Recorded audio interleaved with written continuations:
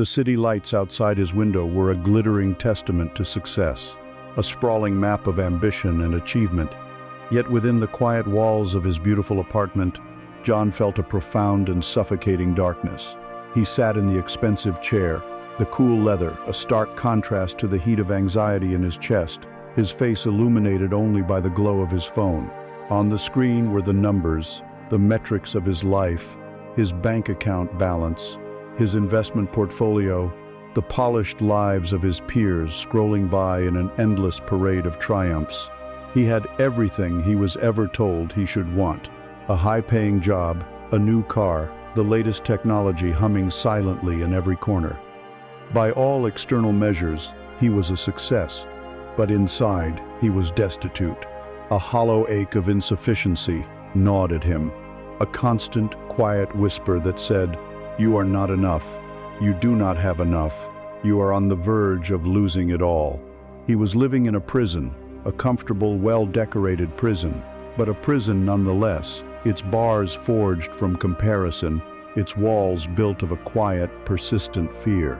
This condition, this state of being that John found himself in, has a name, though you will not find it in any medical textbook.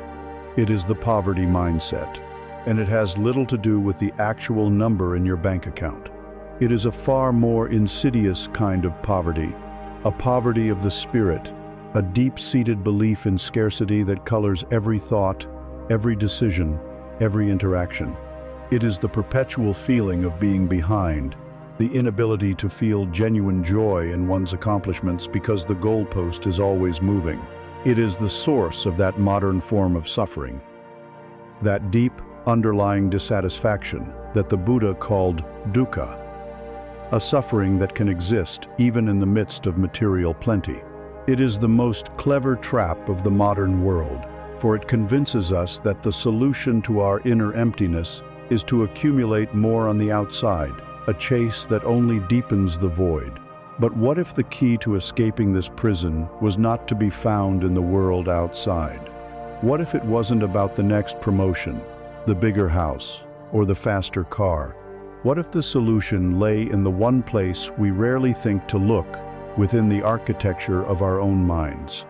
There exists, within each of us, a kind of internal book, a sacred text that dictates the story of our lives. Its chapters are filled with the beliefs, the habits, and the perceptions that we have gathered since birth. For many of us, this book has been written unconsciously, its pages filled with the ink of fear, scarcity, and self-limitation. The journey we are about to embark upon is not about finding some new, external book to read. It is about learning to become the author of our own. It is about the art and science of reprogramming the mind. This is the path to learning how to think like the truly rich, for true wealth is not measured in dollars, but in peace. It is the richness of a mind that is free from fear, the abundance of a heart that feels a deep and abiding sense of enough, and the freedom of a spirit that is no longer shackled to the relentless pursuit of more.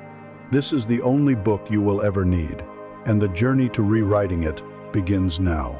We speak of freedom as a fundamental human right, a state to be cherished and defended.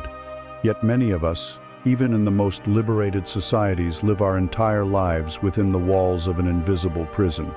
It is a confinement so subtle, so deeply integrated into the fabric of our existence that we often fail to recognize the bars.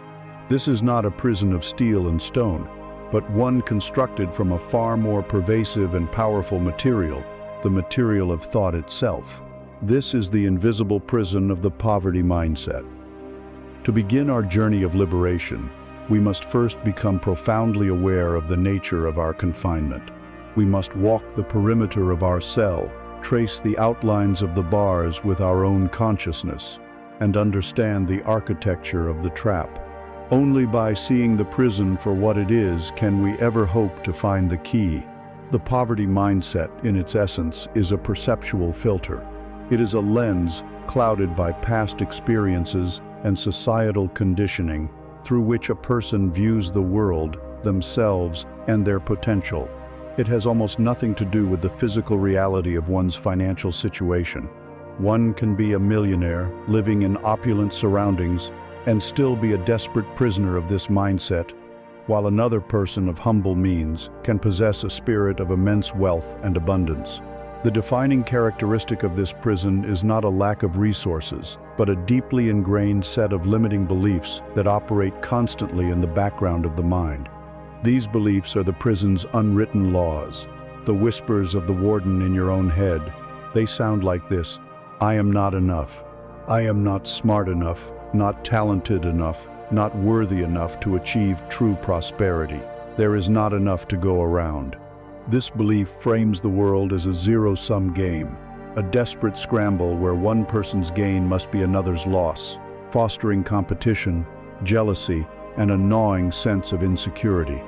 And perhaps the most insidious belief of all, it will never be enough. No matter how much is acquired, the feeling of lack persists. The hunger is never satiated, because the emptiness is not in the bank account, it is in the soul. These are not objective truths about the world.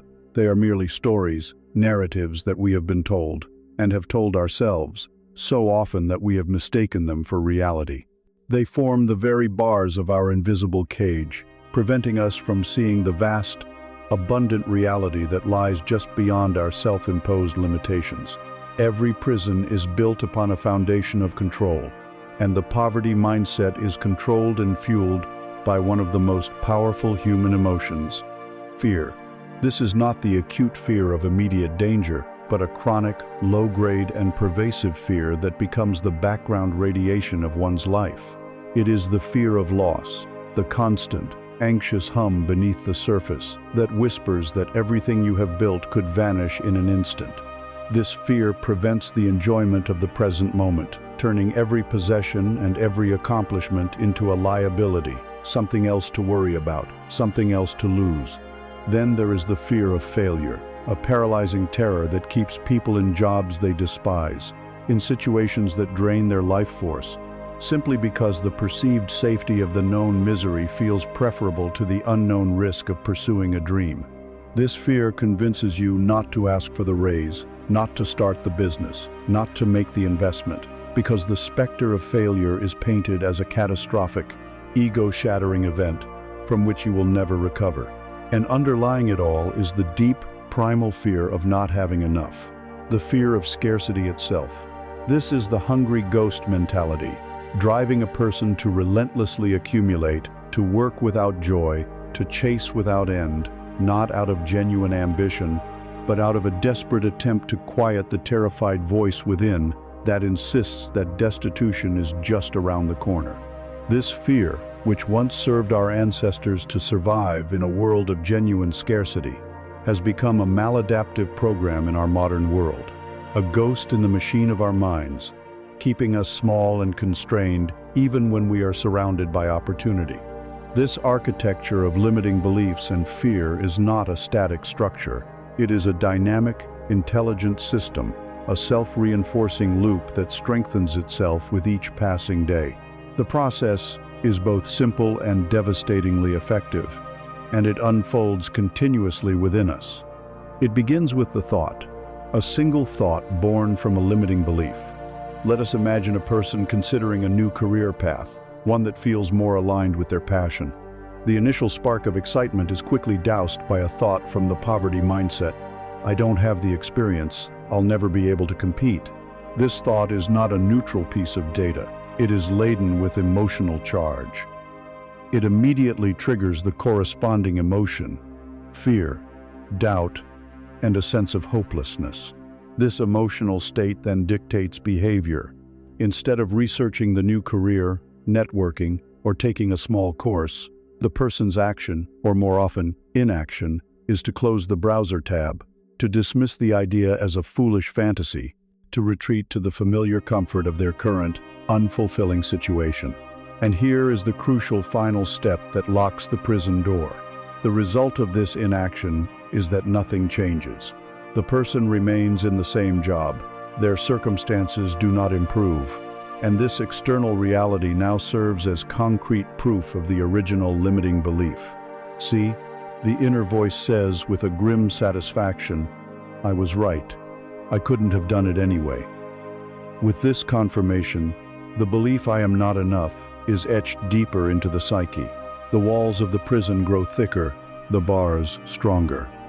This cycle, this tragic feedback loop of thought, emotion, action, and confirmation, is the engine that keeps the poverty mindset running, ensuring that its prisoners remain thoroughly convinced of the necessity of their own confinement.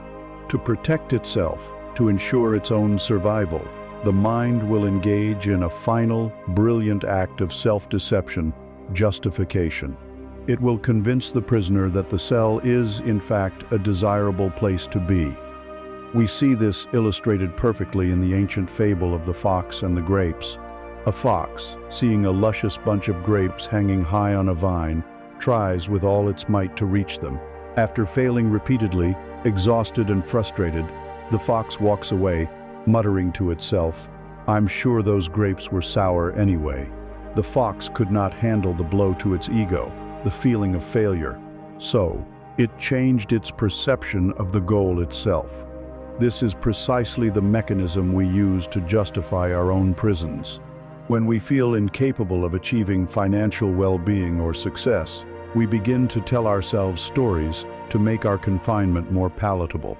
We say that money is the root of all evil, that all wealthy people are greedy and corrupt, that it is more noble to be poor. We create a false dichotomy between spirituality and wealth, claiming a sort of moral superiority in our lack. These justifications are a powerful anesthetic, numbing the pain of unfulfilled potential. They turn the prison cell into a sanctuary of virtue, a high ground from which to judge those on the outside. But it is a dangerous and hollow virtue, for it is born not of conscious choice, but of perceived necessity. It is a sour grapes mentality that keeps us from ever tasting the sweetness of our own potential. So we see that this invisible prison is a complex and formidable structure. It is distinct from physical poverty, which is a condition of circumstance, often imposed by external forces. Mental poverty, the poverty mindset, is a condition of consciousness, a prison we build for ourselves. Its bars are our limiting beliefs. Its warden is our own fear. Its engine is the feedback loop of self-sabotage, and its guards are the comforting justifications we use to avoid the terrifying prospect of our own freedom. Recognizing this structure is the first, most critical step.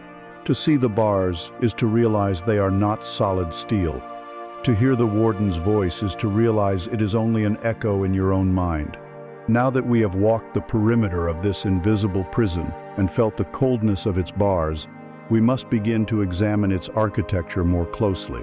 What is the foundational material from which these walls of fear and limitation are built? It is a single, powerful, and pervasive illusion, the illusion of scarcity itself. And it is to this grand illusion that we now turn our attention. Having identified the invisible prison of the poverty mindset, we now arrive at its very foundation, the primary material from which its walls of fear and limitation are built. This material is an idea so pervasive, so deeply embedded in our collective consciousness, that we mistake it for an irrefutable law of nature. It is the grand illusion of scarcity. This illusion whispers that there is not enough to go around, that life is a zero-sum game of winners and losers, and that we must constantly fight and grasp to secure our small portion. It is the philosophical bedrock of anxiety, the intellectual justification for greed, and the driving force behind the suffering of a world that, in many ways, has never been more abundant.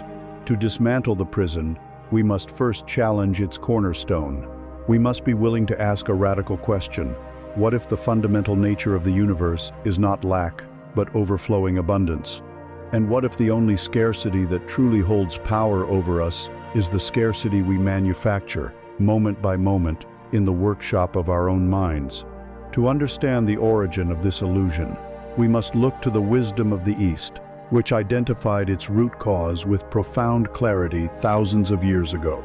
In the teachings of the Buddha, this root is called tanha. This word is often translated as craving or desire, but its meaning is far deeper and more resonant. Tanha is more accurately described as a thirst, a deep, burning, and unquenchable thirst of the mind. It is the incessant itch of dissatisfaction, the restless energy of the spirit that is always grasping for something other than what is present in this moment. It is the thirst for pleasant sensations, the thirst for existence and becoming, and the thirst to get away from unpleasantness. This inner state of tanha is the true source of our perceived scarcity.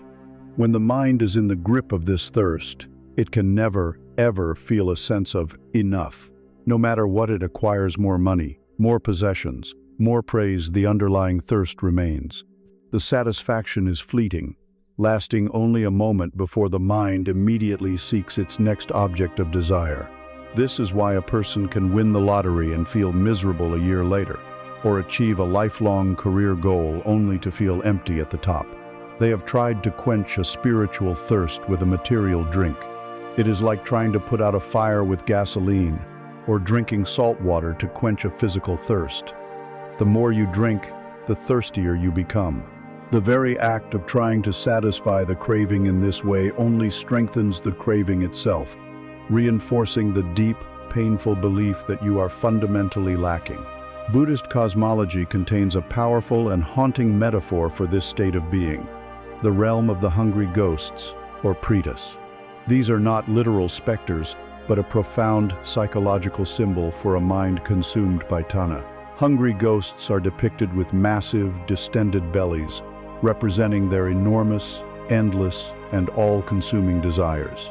Yet, they have mouths as small as a pinhole and throats as narrow as the eye of a needle. Consequently, no matter how desperately they try to consume, they can never take in enough to fill their cavernous stomachs. They are figures of perpetual, agonizing frustration, forever starving in the midst of plenty. This ancient image is a startlingly accurate portrait of the modern consumer and the collective state of a society driven by the illusion of scarcity. We are constantly told by the world around us that we are hungry, that we are lacking, that we need more to be complete. We are encouraged to develop enormous appetites for things that cannot truly nourish us. We binge on social media, on fleeting entertainment, on fast fashion, on the next technological gadget, desperately trying to fill the vast, empty belly of our dissatisfaction through the tiny pinhole of material consumption. We are living as hungry ghosts, consuming voraciously but never feeling fed, because the hunger we feel is not for more things, it is for more presence, more connection, more meaning, and more peace. The illusion of scarcity creates this ghost-like state, turning us into restless spirits, forever haunting the hallways of our own unfulfilled lives.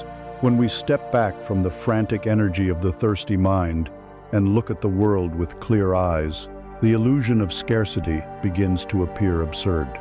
The universe, in its very essence, operates on a principle of radical abundance. Consider the air you are breathing right now. It is freely and abundantly available to every living being on the planet. You do not wake up in a panic, worrying if you will have enough air to last the day. Consider the sunlight that bathes the earth, providing the energy for all of life to flourish, a cosmic generosity of staggering proportions. Think of the realm of ideas, of knowledge, of love, of kindness. These are not finite resources that are depleted when shared. In fact, they grow and multiply with use. And yet, the conditioned mind, wearing its scarcity filter glasses, ignores all of this overwhelming evidence of abundance. It bypasses the 99% of reality that is overflowing and focuses with laser-like intensity on the 1% that it perceives as limited, namely money and status. This distorted focus is not entirely our fault. It is relentlessly amplified and reinforced by the very structure of our consumer society. The entire industry of advertising and marketing is, in essence, a machine for manufacturing scarcity. Its fundamental message, repeated millions of times a day in 1,000 different ways, is, you are not enough as you are. You lack the right car, the right clothes, the right skin, the right vacation. Your life is incomplete, and this product, This service is the missing piece that will finally make you whole. This constant, daily injection of the scarcity virus turns simple wants into desperate, anxiety-ridden needs, keeping us trapped on a treadmill of striving, forever chasing a horizon of satisfaction that we can never reach. So, how do we break free from such a powerful and pervasive illusion? We cannot fight it. We cannot argue with it or try to reason it away, for to engage with the illusion on its own terms is to give it more energy, to make it more real. The path to liberation lies not in resistance, but in awareness. The antidote to the grand illusion of scarcity is the simple, profound practice of mindfulness. Mindfulness is the art of paying attention, on purpose, in the present moment, without judgment. It is about learning to observe the workings of our own mind without getting swept away by the stories it tells. The practice can be this simple. The next time you feel that familiar pang of wanting, that anxious lurch of, "I need that," or the subtle jealousy of seeing what someone else has, just pause. Instead of immediately acting on the feeling or believing the thought, simply notice it. Acknowledge its presence with a gentle, non-judgmental curiosity. You can even label it silently in your mind. Ah, this is the feeling of scarcity. This is the thirsty mind. In that moment of pure observation, you create a space. A tiny wedge of daylight appears between you, the silent, watching consciousness, and the feeling, the conditioned pattern of scarcity. You are no longer possessed by the hungry ghost, you are simply observing it. And in that space, in that quiet, witnessing presence, the illusion begins to lose its grip. It is seen for what it is, not an absolute truth, but just a thought, a feeling, a cloud passing through the vast sky of your awareness. We have now seen that scarcity is not an immutable law of the universe, but rather a debilitating habit of the mind. It is a deep, conditioned thirst, the tanha, that leaves us feeling perpetually unfulfilled. This state of inner lack is perfectly captured by the tragic metaphor of the hungry ghost, a state that is constantly nurtured and amplified by a culture that profits from our dissatisfaction. But we have also discovered the beginning of the path out. The key is not to accumulate more, but to see more clearly. Through the simple, gentle practice of mindfulness, we can begin to observe the illusion of scarcity without being its prisoner. We can learn to create a space of freedom between our true selves and our conditioned thoughts. This is the first step in dismantling the prison from the inside out. However, this illusion of scarcity rarely operates alone. It has a powerful and insidious partner, a mechanism that constantly feeds it fresh evidence for its case, reinforcing its validity day after day. This partner is the destructive habit of looking outside ourselves, of measuring our inner worth against the outer lives of others. It is the deeply ingrained habit of comparison, the next heavy chain in our prison that we must now learn to see and to break. Having seen through the foundational illusion of scarcity, we now turn our attention to its most active and insidious partner, a habit of the mind that constantly rebuilds the prison walls we are trying to dismantle. This partner is comparison. It has been said that comparison is the thief of joy, and this is a profound truth. It is a subtle poison that seeps into our consciousness, turning moments of potential contentment into episodes of quiet suffering. While this tendency to measure ourselves against others is a deeply ingrained human trait, it has been weaponized and amplified to an unprecedented degree in our modern digital age. We now carry in our pockets a portable arena of comparison, a device that allows us to indulge this destructive habit at any moment of the day. To break free, to reclaim our own happiness and walk our own path, we must first understand the nature of these chains.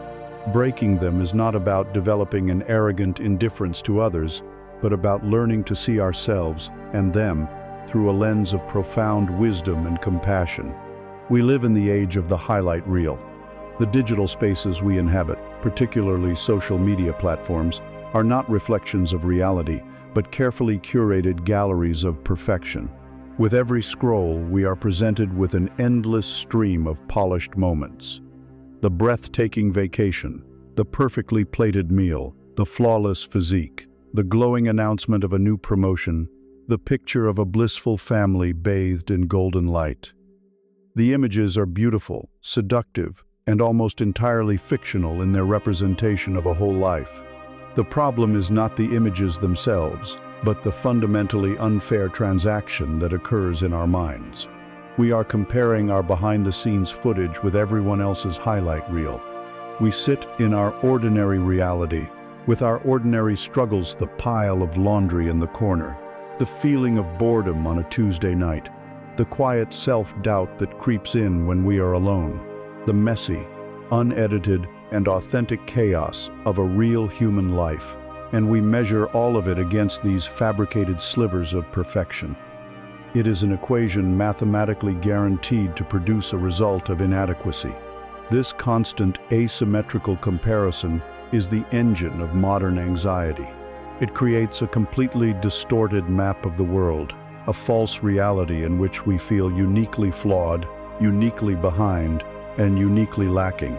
It is the most potent fuel for the scarcity mindset, as it provides a constant stream of evidence that others possess the happiness, success, and abundance that is missing from our own lives.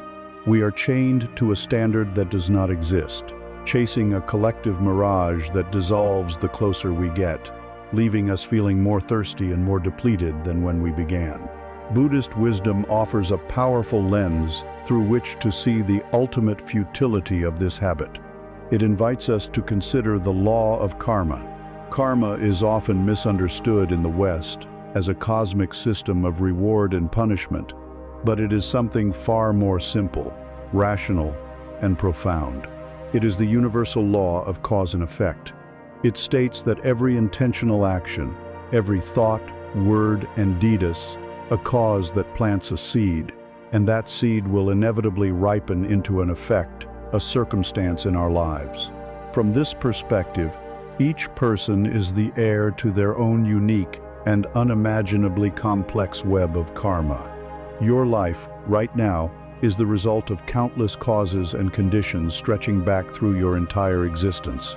The same is true for every other person on the planet. Therefore, to compare your journey to someone else's is a fundamentally illogical act. It is like comparing the life of a sunflower to the life of a pearl. One grows in the soil, reaching for the sun. The other grows in the deep ocean, within the shell of an oyster. They have different origins, different purposes, and different expressions of beauty. To ask why the sunflower isn't more like the pearl is a meaningless question. So it is with us. When we compare, we inevitably fall into one of two toxic states of mind, two sides of the same counterfeit coin. If we perceive ourselves as less than the other person, we fall into envy, a bitter poison that corrodes our own well-being.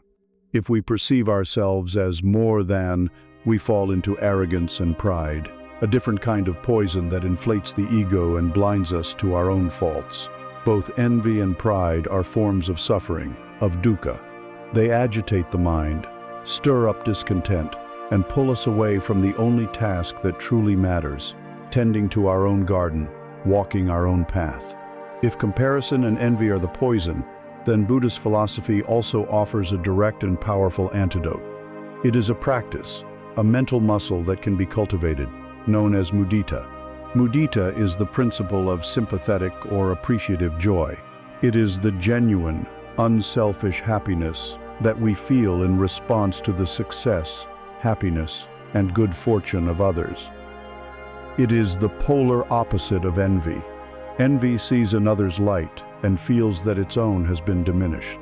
Mudita sees another's light and feels the whole world has become brighter. It operates from a deep understanding that happiness and success are not finite resources. Another person's joy does not subtract from your own potential for joy. In fact, by celebrating it, you open yourself up to more joy. Cultivating mudita is a radical act of reprogramming the mind. At first, it may feel unnatural, even forced. The habit of comparison is strong, but the practice is simple. The next time you scroll through your feed or hear of a friend's success, and you feel that familiar, sinking pang of comparison, pause. Take a single, conscious breath. Acknowledge the old habit without judgment. Then, intentionally, shift your focus. Silently, in your own heart, wish them well. You might say to yourself, how wonderful for them. May their happiness and success continue. May they be well. Feel the words. Try to generate a genuine sense of warmth. You are not condoning arrogance or materialism. You are simply celebrating the presence of happiness in the world. With each conscious repetition of this practice, you are weakening the old neural pathways of envy and strengthening new pathways of generosity and connection. You are breaking the chains of comparison, link by link, and replacing them with the freedom of shared joy. There is a simple parable in the quiet observation of a forest. Within it stand thousands of trees, each one a unique expression of life. A slender birch does not look at the mighty oak and despair at its own lack of girth. A towering pine does not lament that it cannot produce the sweet fruit of the apple tree. A weeping willow does not wish it had the fiery autumn colors of the maple. Each tree simply is what it is. It draws nutrients from the same soil, drinks the same rain, and basks in the same sun as all the others, but it expresses its treeness in its own perfect, inimitable way. Its only concern is to sink its roots deep into the earth and reach its branches as high as it can toward the light. This is the ultimate goal of breaking the chains of comparison. It is to learn to be like the tree. It is to turn our attention away from the distracting noise of what others are doing and to focus on our own growth. It is to understand that our life's work is not to become a cheap imitation of someone else, but to become the most authentic, vibrant, and fully realized version of ourselves. In the end, we see that the chains of comparison are chains we forge ourselves, and thus we also hold the key to melting them. We have seen how the modern world creates a distorted arena for comparison, but we have also learned from ancient wisdom that our paths are too unique for such comparisons to have any logical meaning. The path forward is the active cultivation of sympathetic joy, the practice of mudita, which transforms the poison of envy into the medicine of connection. Our task is to turn our gaze inward and, like the tree in the forest, focus solely on our own journey of growth, sinking our roots deep and reaching for the light. When we are free from the illusion of scarcity and the chains of comparison, our minds become clearer. We can begin to look at our own lives not as a series of random events, but as a coherent pattern. We start to see how our own actions, particularly our financial habits, are the direct causes of our present and future realities.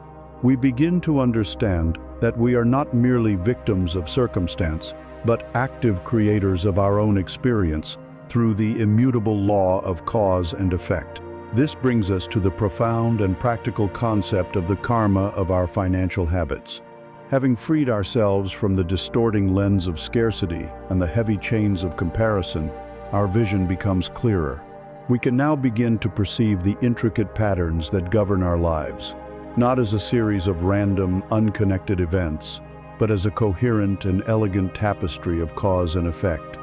This brings us to one of the most profound and often misunderstood principles of Eastern philosophy, the law of karma. In the West, karma is frequently misinterpreted as a form of cosmic justice, a system of divine reward and punishment, but its true meaning is far more subtle, scientific, and empowering. Karma is simply the natural law of action and consequence. It is as impersonal and reliable as the law of gravity. If you release an apple from your hand, it will fall to the ground. That is not a punishment for letting go. It is simply the natural result of the action.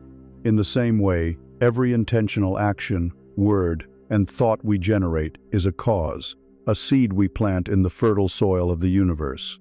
And every seed, according to its nature, will inevitably grow and bear fruit. Our lives, in this very moment, are the harvest of all the seeds we have planted in the past.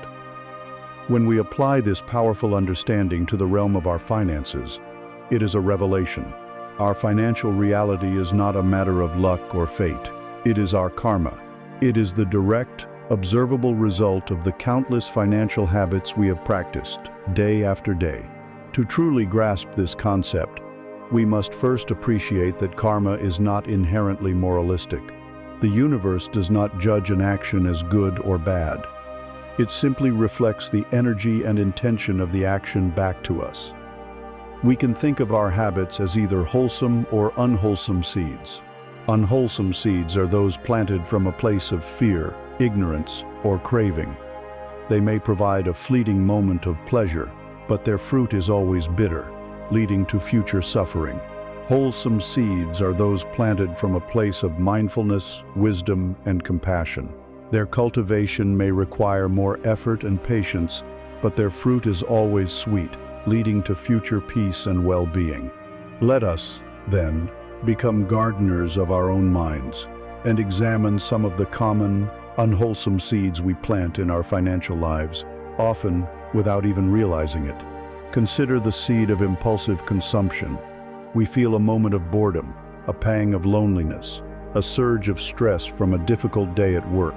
An advertisement appears on our screen for a product that promises relief, excitement, or a sense of belonging. Without conscious thought, driven by the raw discomfort of the moment, we click buy. In that instant, we have planted a seed. The immediate effect is a small dopamine hit, a fleeting sense of satisfaction as we anticipate the package's arrival. But what is the true fruit that will grow from this seed? The fruit is not just a lighter bank account and another object cluttering our home. The deeper karmic result is the reinforcement of a dangerous belief, the belief that our inner turmoil can be fixed by something external. We strengthen the neural pathway that teaches us to run from discomfort, instead of turning to face it with wisdom. The more we plant this seed, the more we harvest a life of dependency, a constant restlessness, and a deeper feeling of emptiness that no purchase can ever fill. This is the karma of mindless consumption, a harvest of quiet desperation. Next, consider the seed of willful ignorance. This is the habit of avoiding the truth of our financial situation. It is the unopened bank statement, the refusal to create a budget, the vague, anxious feeling that we'd rather not know the exact numbers because the truth feels too frightening. This inaction, this turning away, is also a seed. It is a seed planted from a place of fear. Its fruit is a life lived in a fog of uncertainty. By refusing to look at our own reality, we surrender our power. We become vulnerable to predatory lenders, to bad advice, and to the slow erosion of our resources through neglect. We miss opportunities for growth and investment because we lack the clarity to see them. The long-term harvest of this seed is a chronic, low-grade anxiety, a feeling of being a passenger in our own lives rather than the driver. We create a reality where we are perpetually fragile, at the mercy of external events, because we refuse to build a foundation of knowledge and clarity. This is the karma of financial avoidance, a harvest of powerlessness. Finally, let us examine the seed of grasping, of avarice. This seed is planted when our actions are driven by a desperate, fearful need to accumulate for its own sake. It manifests as chasing get-rich-quick schemes, cutting ethical corners for profit, or hoarding wealth far beyond any conceivable need, all driven by the terror of not having enough. This is a seed planted in the soil of deep scarcity. The immediate effect may even be financial gain, but what is the hidden, bitter fruit? When we act from a place of grasping, we signal to the world and to ourselves that we believe in a universe of disconnection and competition. We may damage relationships, lose trust, and attract others who operate from the same fearful energy. The inner world of the person who plants this seed becomes a fortress. They live in a state of constant vigilance, suspicion, and fear of loss. Their wealth becomes not a source of freedom, but another set of bars on their prison. This is the karma of greed, a harvest of profound spiritual poverty, no matter how rich one might appear on the outside. But the law of karma is not a condemnation. It is an invitation. It reveals that at any given moment, we have the absolute power to change our future by changing our present actions. We can choose to stop planting unwholesome seeds and begin, right now, to cultivate a different kind of garden. We can plant wholesome seeds, seeds of mindfulness, diligence, and generosity. Imagine planting the seed of mindful spending. This is the practice of bringing conscious, non-judgmental awareness to every financial transaction. Before you buy that coffee, that piece of clothing, that online subscription, you pause. You take one conscious breath. You ask yourself, what is the true intention behind this action? Am I seeking to nourish myself or to numb myself? Is this purchase aligned with my deeper values and my long-term goals? This simple act of pausing and questioning is a revolutionary seed. It interrupts the cycle of unconscious reactivity. The fruit of this seed is clarity and integrity. You slowly transform your relationship with money from one of unconscious consumption to one of conscious creation. You begin to build a life where your spending is a true reflection of who you are and what you care about. The karmic harvest is a deep sense of peace and self-respect, the feeling of being whole and in control. Next, we can plant the seed of diligent effort, what in Buddhism is called Chang Ting Tun, or right effort. This is the conscious choice to overcome the inertia of ignorance. It is the act of setting aside 30 minutes a week to review your finances, to read an article about investing, to create a simple spending plan. This is not about becoming a financial expert overnight. It is about the gentle, consistent application of effort. This seed, planted week after week, yields a magnificent harvest. The fruit is competence, confidence, and clarity. The fog of anxiety begins to lift as it is replaced by the light of understanding. You move from a position of fragility to one of stability and strength.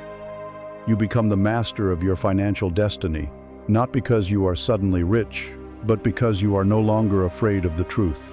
You have cultivated the power that comes from knowledge. And finally, we can plant the most powerful seed of all, the seed of generosity, or dana.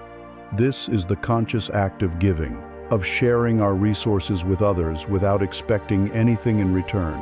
This act directly attacks the root of the poverty mindset.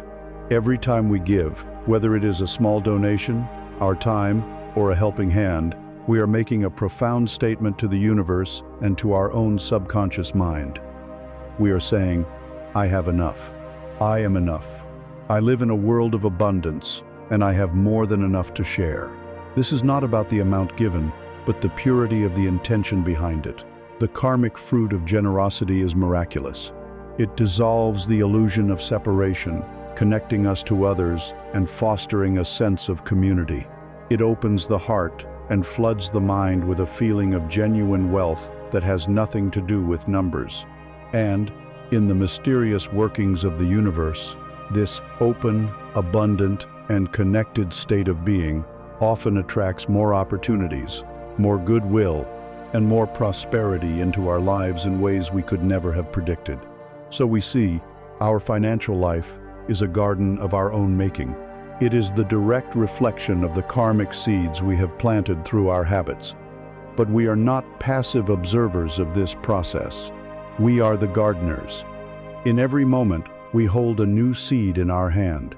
We have the choice to continue planting the old, familiar seeds of fear and ignorance, or to begin cultivating a new harvest of peace, clarity, and true abundance.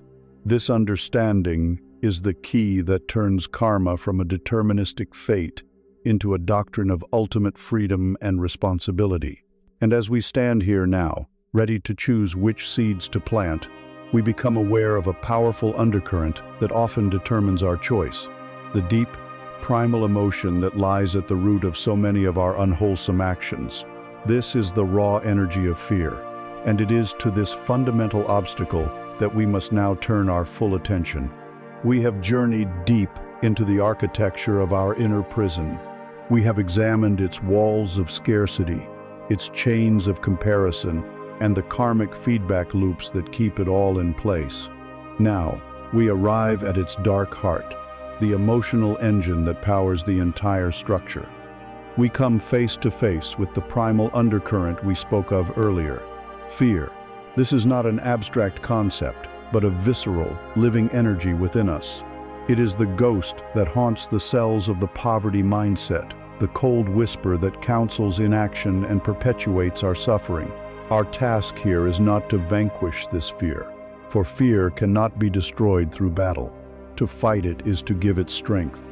Our task is to understand it, to listen to its ancient message, and to learn to act with wisdom even in its presence.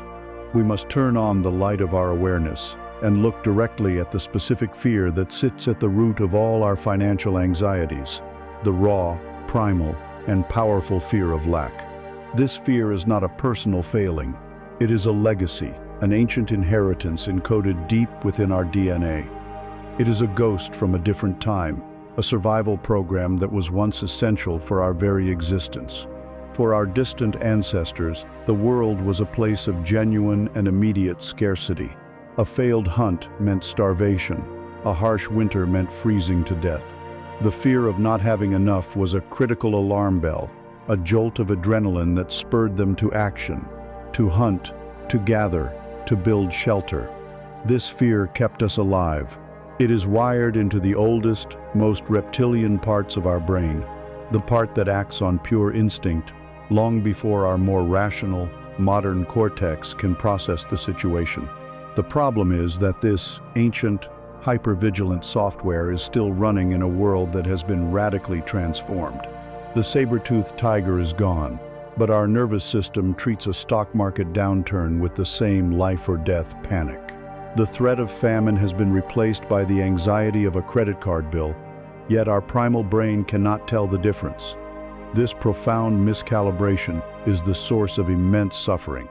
Our internal alarm system, designed for acute, life-threatening emergencies, is now blaring constantly in response to the chronic, non-lethal stresses of modern financial life. It is this persistent, low-grade terror, this ancient ghost in our modern machine, that we must learn to soothe and re-educate. When this primal fear of lack goes unexamined, it shapes our behavior in distorted and unhealthy ways. It wears many masks, presenting itself as prudence or responsibility, while secretly driving us deeper into a life of constriction and unhappiness. We see the mask of the hoarder. This is the person so terrified of a future catastrophe that they live their entire present as if the catastrophe has already happened. They save obsessively, accumulating money they never allow themselves to enjoy. Their bank account grows, but their spirit shrinks. Every dollar spent, even on necessities or simple pleasures, is accompanied by a pang of guilt and anxiety. They live in a self-imposed state of lack, sacrificing the guaranteed reality of today for a hypothetical security in a future that can never be truly guaranteed. Their life is governed by a perpetual what-if, and the fear of lack ensures they never experience the feeling of enough. Then there is the mask of the paralytic. This person is so petrified of making a wrong move, so crippled by the fear of loss, that they choose to do nothing at all. They keep their life savings in a low-interest account, watching its value be slowly eaten away by inflation, because the thought of an investment losing value is unbearable. They won't ask for a raise because the fear of rejection is too great. They won't start the small business they dream of because the fear of failure is paralyzing. The fear of lack has convinced them that the greatest risk is taking a risk, and so they choose the certain slow decay of inaction over any possibility of growth. Their world becomes smaller and smaller, a cage built of their own refusal to engage with life's inherent uncertainty. Perhaps the most common mask is that of the wage slave. This is the individual who clings with grim determination to a job that drains their soul, that violates their values, that makes them miserable day after day, all for the sake of a steady paycheck. The fear of lack has convinced them that this predictable misery is preferable to the terrifying uncertainty of freedom.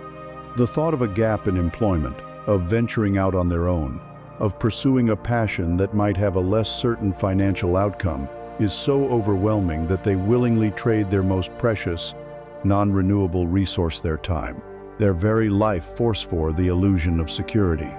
In each of these cases, the fear of lack is the true warden, ensuring the prisoner remains compliant, convincing them that the known cage is safer than the vast unknown world outside. How then do we work with a fear so deep and so powerful? The wisdom of the Buddha points us toward a profound practice, the contemplation of impermanence, or anicca. Anicca is one of the three fundamental marks of all existence. It is the truth that everything is in a constant state of flux. Nothing is static, nothing is permanent. The seasons change, the stars shift in the sky, our bodies age, and our thoughts and feelings arise and pass away like clouds. This is not a depressing philosophy, but a profoundly liberating one. The fear of lack is rooted in clinging, in attachment. It is the desperate attempt to hold on to what we have, and the desperate attempt to push away what we don't want. It is a fight against the very nature of reality. When we try to build a permanent fortress of security in a world that is fundamentally impermanent, we are doomed to a life of anxiety. Contemplating impermanence allows us to loosen our grip. We begin to see our financial situation not as a solid, fixed state, but as a passing wave on the great ocean of existence. Wealth can arise, and it can pass away. Jobs can be gained, and they can be lost. Markets go up, and they go down. By observing this endless dance without desperate clinging, we reduce the emotional charge. We can still act wisely, save diligently, and invest intelligently, but we do so with a light touch, an understanding that we are participants in a flow, not masters of a static universe. When we truly understand that even the feeling of fear itself is an impermanent event arising and passing in our awareness, it loses its terrifying solidity. It is no longer a monster, but merely a cloud. To make this practical, we can engage in a courageous thought experiment. In a moment of calm, when you feel grounded, I invite you to gently and deliberately walk toward your greatest financial fear. Don't just glance at it. Look it in the eye. Ask the question, what if the thing I fear most were to happen? What if I lost my job, my savings, my home? Allow the initial wave of panic to arise and just breathe with it. Don't fight it. Then, begin to walk through the fire of the fantasy. Ask yourself, what would I actually do, step by step?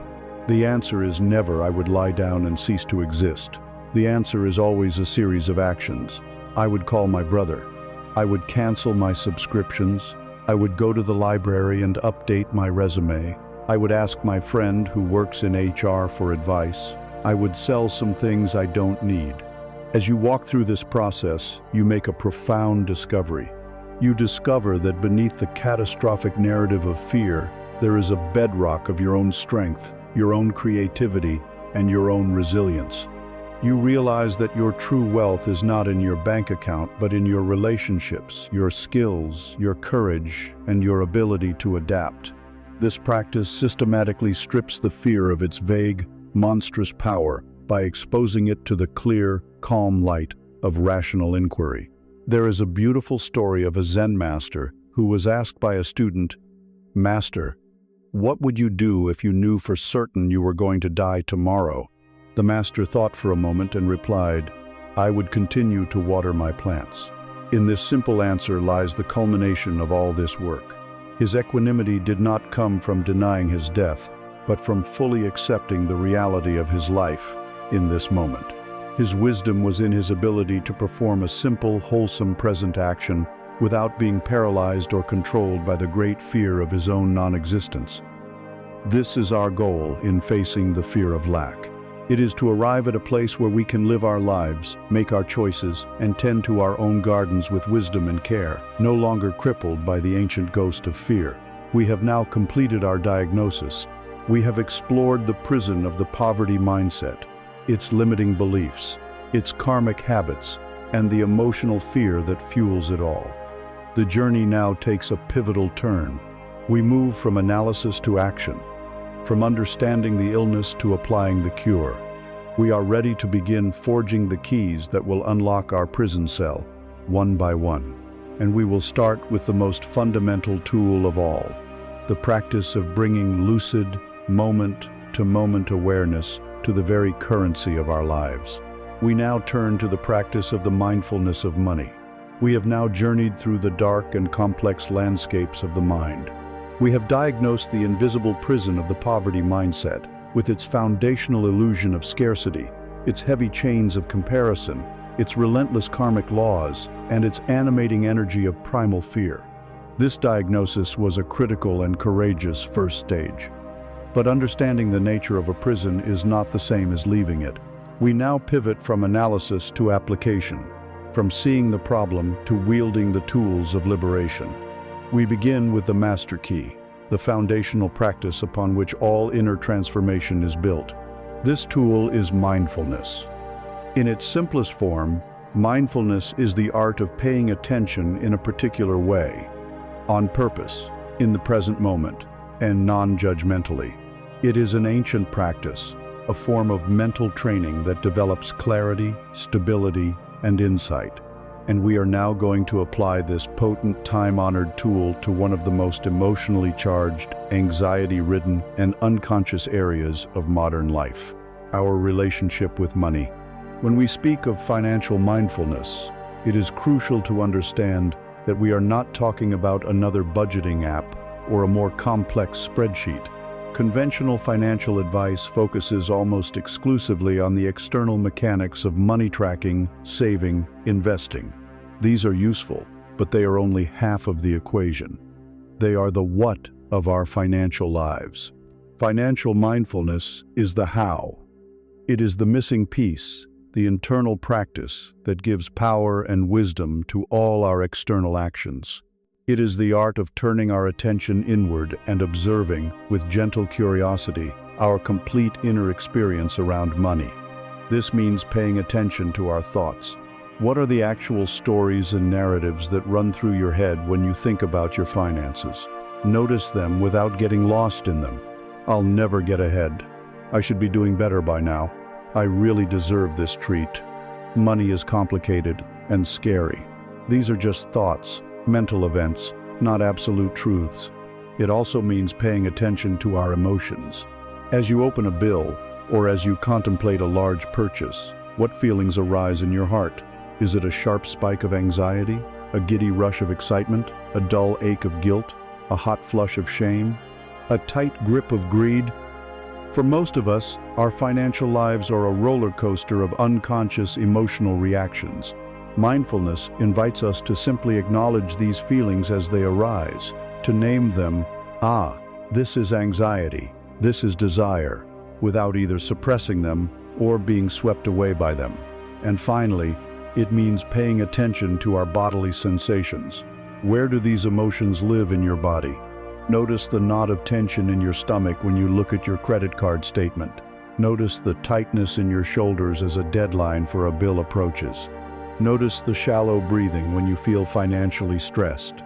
Our bodies hold the raw, unfiltered truth of our emotional state. The key to this entire practice is the component of non-judgment. You are not trying to fix, change, or condemn what you find. You are simply becoming a compassionate witness to your own inner world. You are turning on the light in a room that has been dark for a very long time. This simple, radical act of seeing is, in itself, the beginning of profound transformation. The true power of mindfulness lies in its ability to break the chains of unconscious reactivity. For most of us, our financial behavior follows a predictable, almost robotic pattern. First, there is a trigger, then an immediate emotional reaction, and then a habitual, often regrettable, action. Imagine you are scrolling on your phone after a long, stressful day. You see an advertisement for a beautiful pair of shoes or a new electronic gadget. That is the trigger. Instantly, an emotional cocktail arises. A pang of desire, a feeling of inadequacy, a fantasy of how much better life would be with this new item. This is the emotional reaction. Before you have even had a chance to think, your thumb has moved, and you have clicked, buy now. This is the habitual action. In this sequence, you are not free.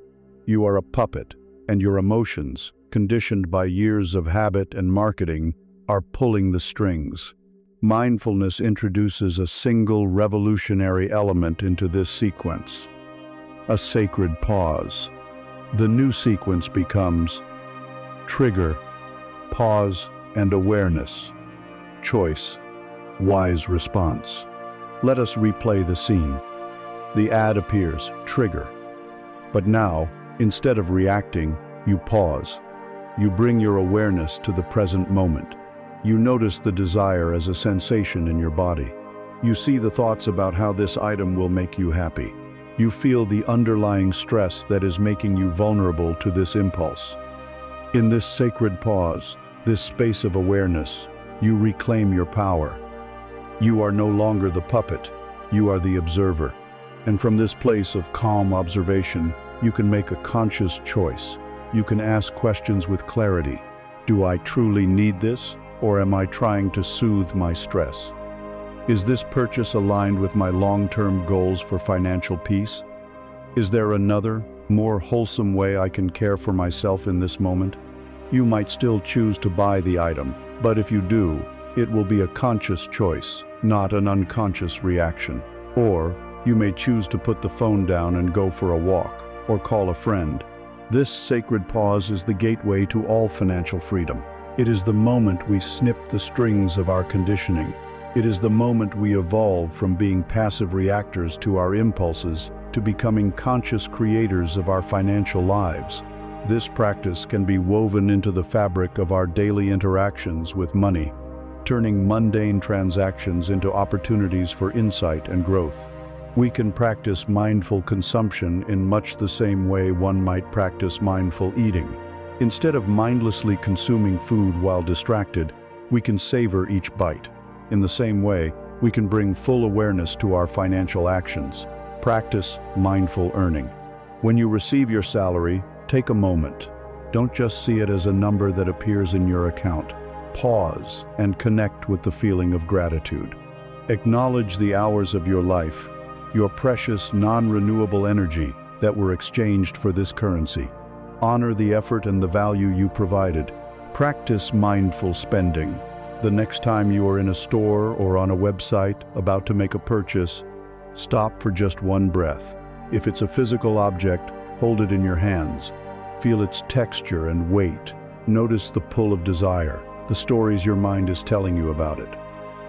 Ask yourself the mindful questions. If you decide to proceed, do so with 100% awareness, not on autopilot.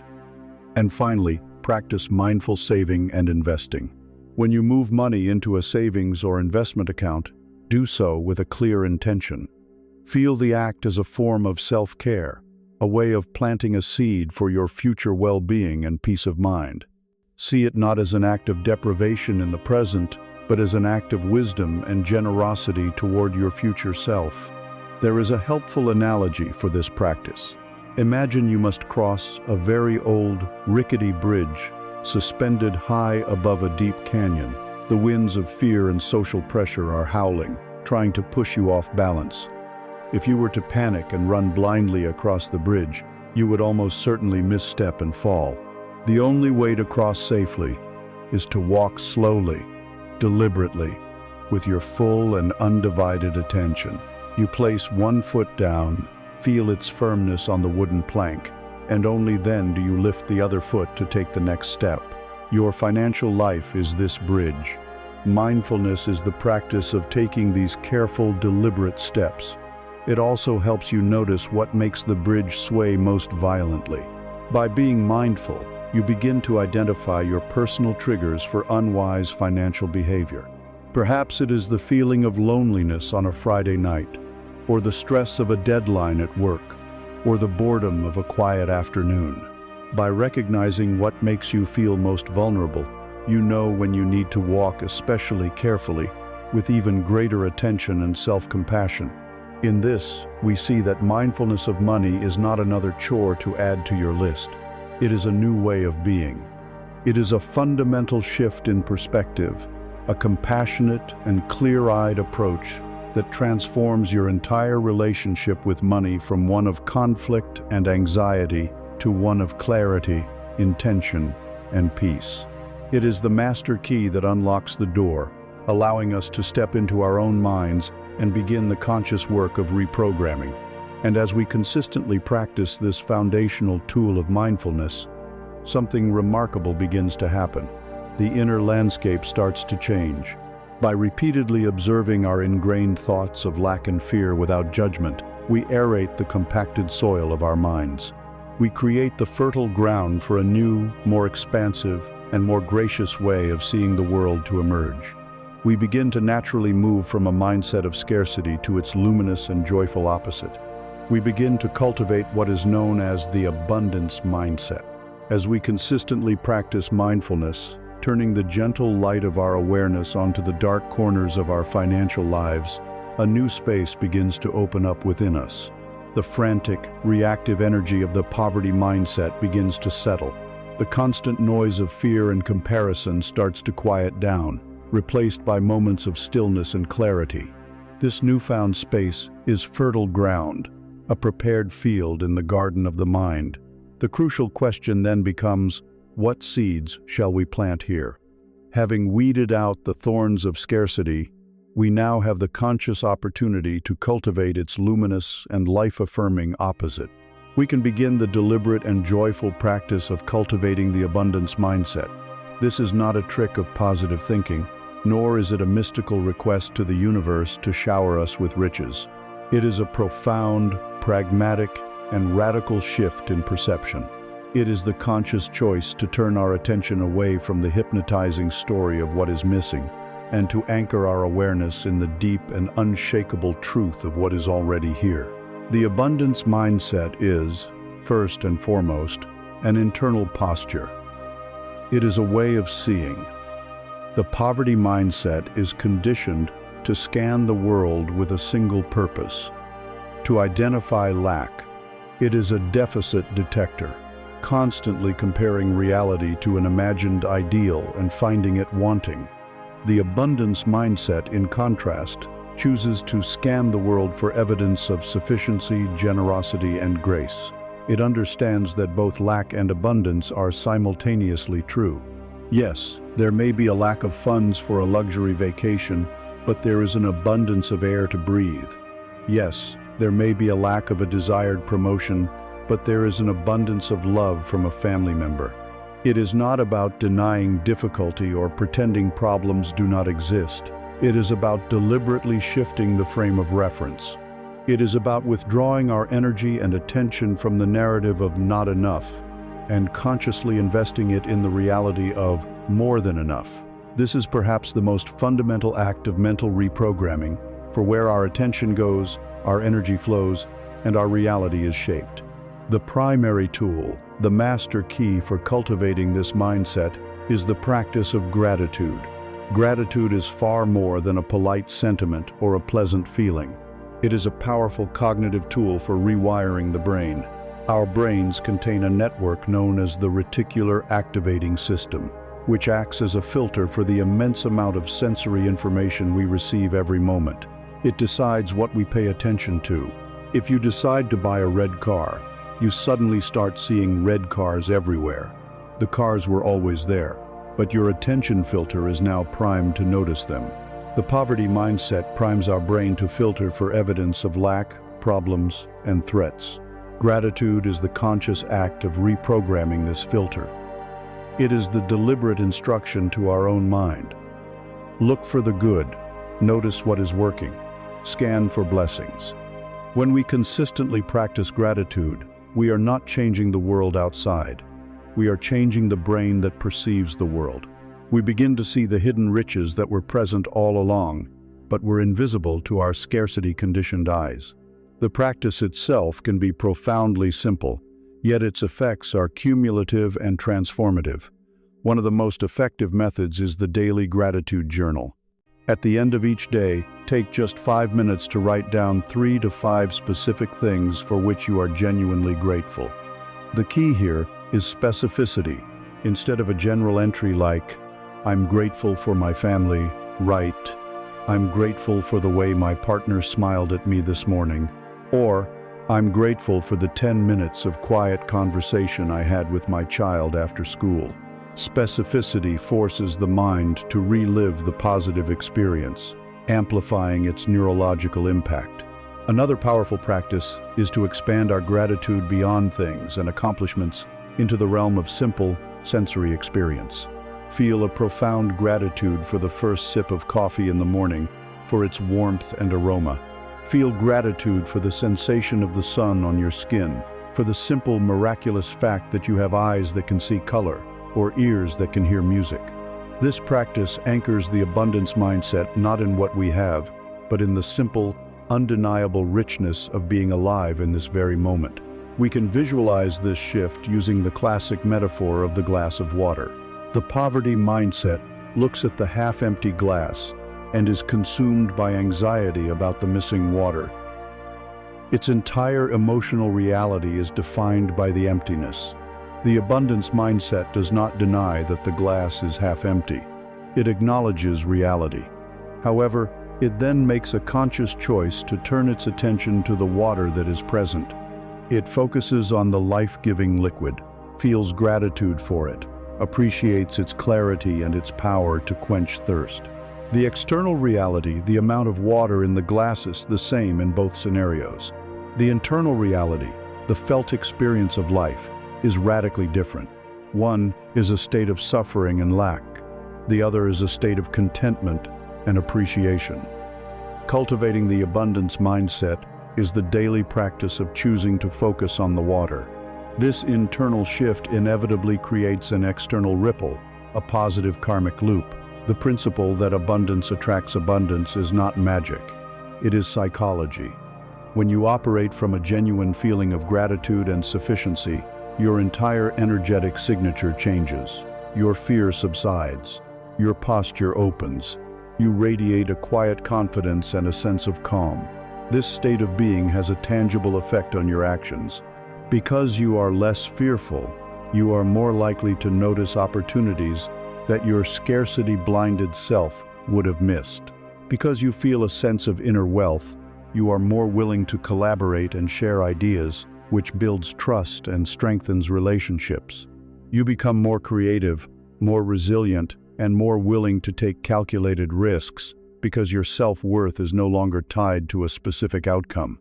People are naturally drawn to this open, positive, and non-grasping energy. This is how abundance attracts abundance. It is a feedback loop. Feeling abundant leads to abundant actions, and abundant actions naturally tend to create abundant results, which in turn reinforces the feeling of abundance. It is the mirror image of the negative feedback loop of the poverty mindset. In the end, this practice points us toward a truth that is both ancient and revolutionary. There is a story of a wandering monk whose only possessions were his robes and a single wooden bowl for begging. One day, a wealthy merchant, seeing the monk's serene and joyful face, asked him, "How can you be so happy when you have nothing?" The monk smiled and replied, "It is you who has it backwards. I am so happy because there is nothing that I want." This is the pinnacle of the abundance mindset. It reveals that true, unshakable wealth is not found in the accumulation of more possessions, but in the liberation from craving. It is not about having more, but about wanting less. The ultimate abundance is a state of inner contentment so profound that the restless, thirsty mind, the tanha, finally becomes quiet. This is the freedom that cannot be bought or sold, the richness that can never be lost. As we cultivate this inner garden of gratitude and abundance, we begin to relate to the world of material things in a new way. Our possessions are no longer a source of identity or a measure of our worth. Our financial goals are no longer driven by fear or the need to impress others. A sense of lightness enters our relationship with the material world. We can appreciate and use things wisely, but our happiness is no longer dependent on them.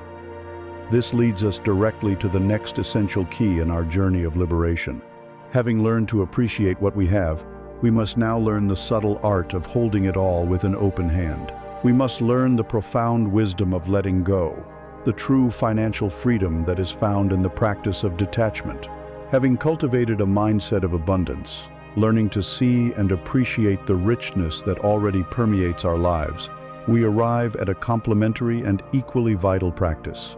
It is the art of holding all that we have, all that we are, and all that we acquire, with a light and graceful touch.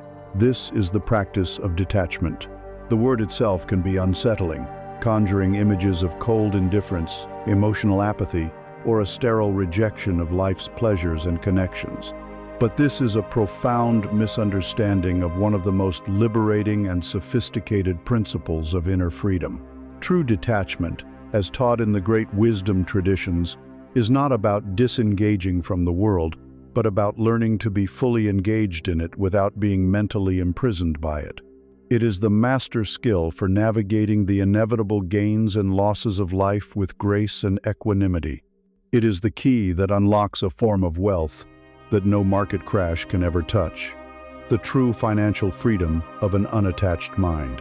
In the Buddhist lexicon, the concept is often expressed through the word nekama, which translates not just as renunciation, but more deeply as letting go or freedom from worldly entanglement. It does not mean you must abandon your home, your career, or your financial responsibilities. In fact, it empowers you to engage with them more effectively. The core principle of detachment is the radical separation of your effort from your emotional dependency on the outcome. You continue to work diligently, to strive for excellence, to build, to create, and to provide for yourself and your loved ones. You do everything a responsible and engaged person does, but you release your grip on the results.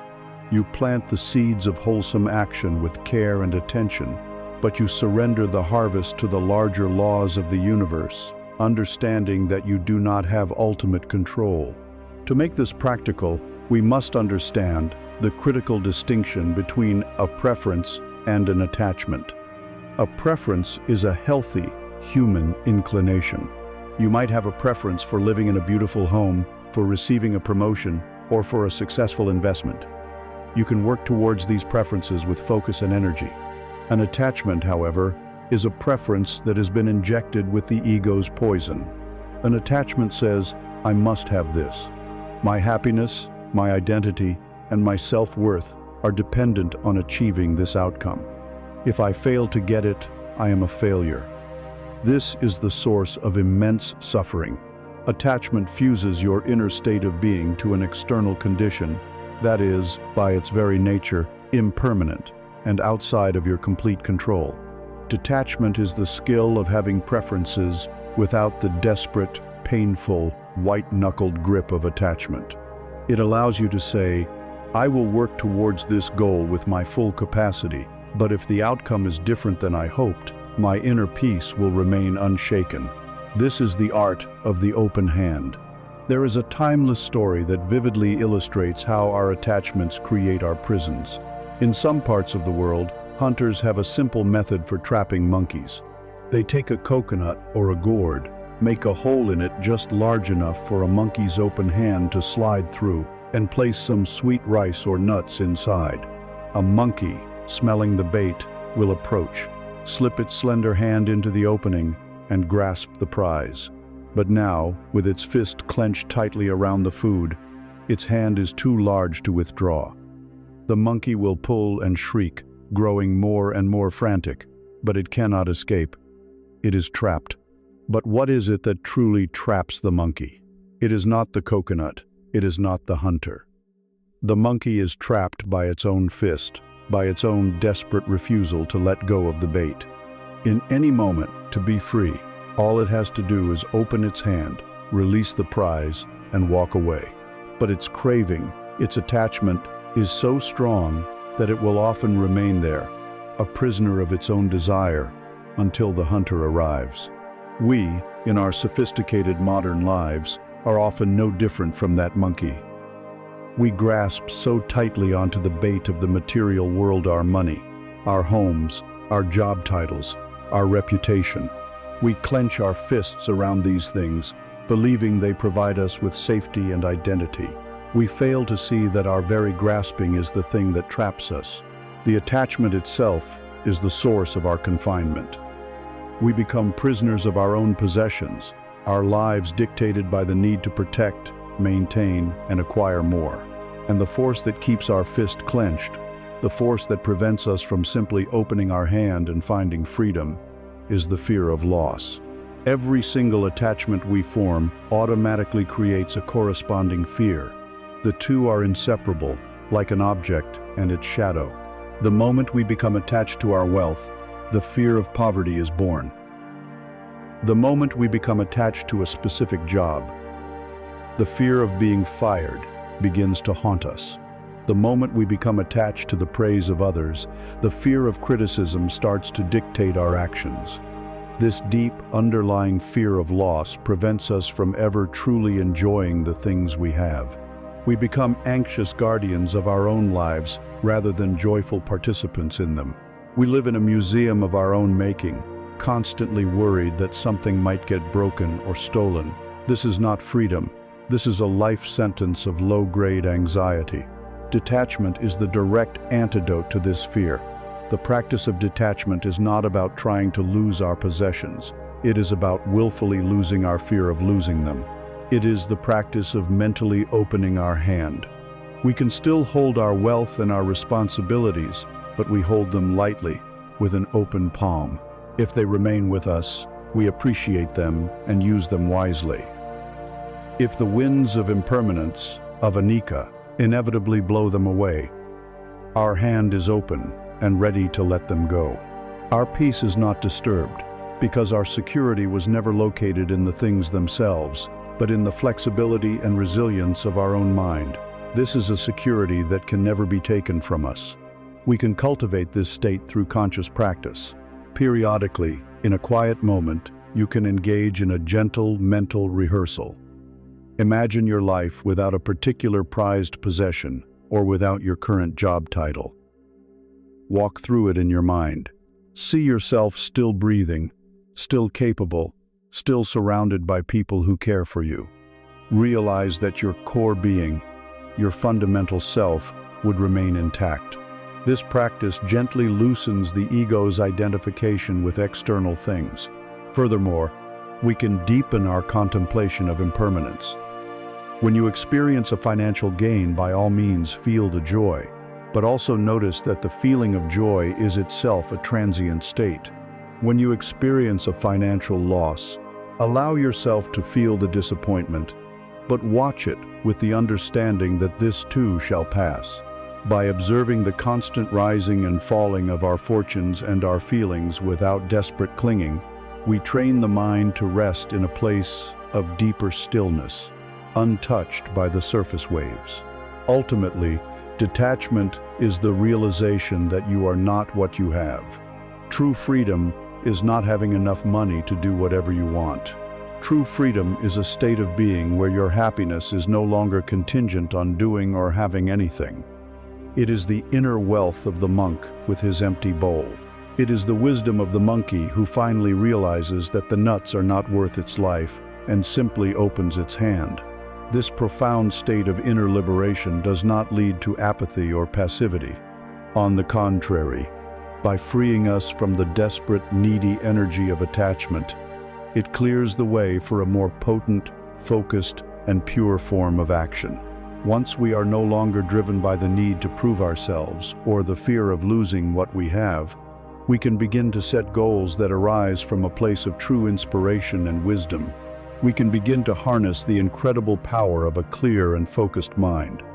This brings us to our next key: understanding and utilizing the power of conscious intention, the creative force known as sankalpa. The practice of detachment clears a space within us. By learning to hold our lives with an open hand, we quiet the noisy, anxious chatter of grasping and fear. We are no longer tossed about on the waves of gain and loss. In this newfound inner silence, we can begin to hear a deeper, more subtle call, the voice of our own truest purpose. Having let go of the desperate need for a specific outcome, we are now free to choose our direction with wisdom and clarity. This is where we engage with the profound creative force of intention. This is not the same as the brittle, ego-driven goal setting that is so common in the modern world. This is the practice of consciously aligning our entire being with a wholesome purpose, of setting a rudder for the ship of our life so that we no longer drift aimlessly on the ocean, but sail with conviction toward a chosen shore. In the yogic and Buddhist traditions, this heartfelt resolve has a name: sankalpa. To understand the power of sankalpa, we must first distinguish it from a typical goal. A goal is an achievement to be pursued in the future, and it often arises from a feeling of lack in the present. I want to have $1 million, or I want to buy a bigger house. These goals place happiness on a distant horizon, contingent on an external accomplishment. They imply, I am not whole now, but I will be when I achieve this. A sankalpa is fundamentally different. It is a vow, a solemn resolve that is born from our deepest values, from a place of existing wholeness. It is not something we chase, but something we affirm and live into, moment by moment. It is always framed in the present tense, as if it were already true, because it is a statement about the quality of being we are choosing to embody right now. It connects the what of our financial aspirations with the far more important why. A sankalpa doesn't just state a destination. It defines the very character of the journey. It answers the crucial question, for the sake of what? Consider the difference in energy between these two statements. The goal: I want to be rich. This is vague, rooted in desire, and focused on an external state. Now consider a sankalpa: I cultivate abundance with wisdom and compassion to create a life of peace, freedom, and service. The first is a grasping hand. The second is an open heart. The sankalpa is not just a thought conceived in the logical mind. It is a resonance felt throughout the body and spirit. It aligns our financial journey with our highest aspirations for ourselves and our world. It transforms the act of earning and managing money from a mundane chore or a stressful necessity into a spiritual practice, a vehicle for expressing our deepest values. This is the difference between simply wanting something from the world and intending to offer something to the world through the way we live. The focusing power of a clear intention can be understood through the simple metaphor of an archer. Imagine an archer standing in a wide, open field, holding a powerful bow and a quiver full of arrows. If the archer has no target, what happens?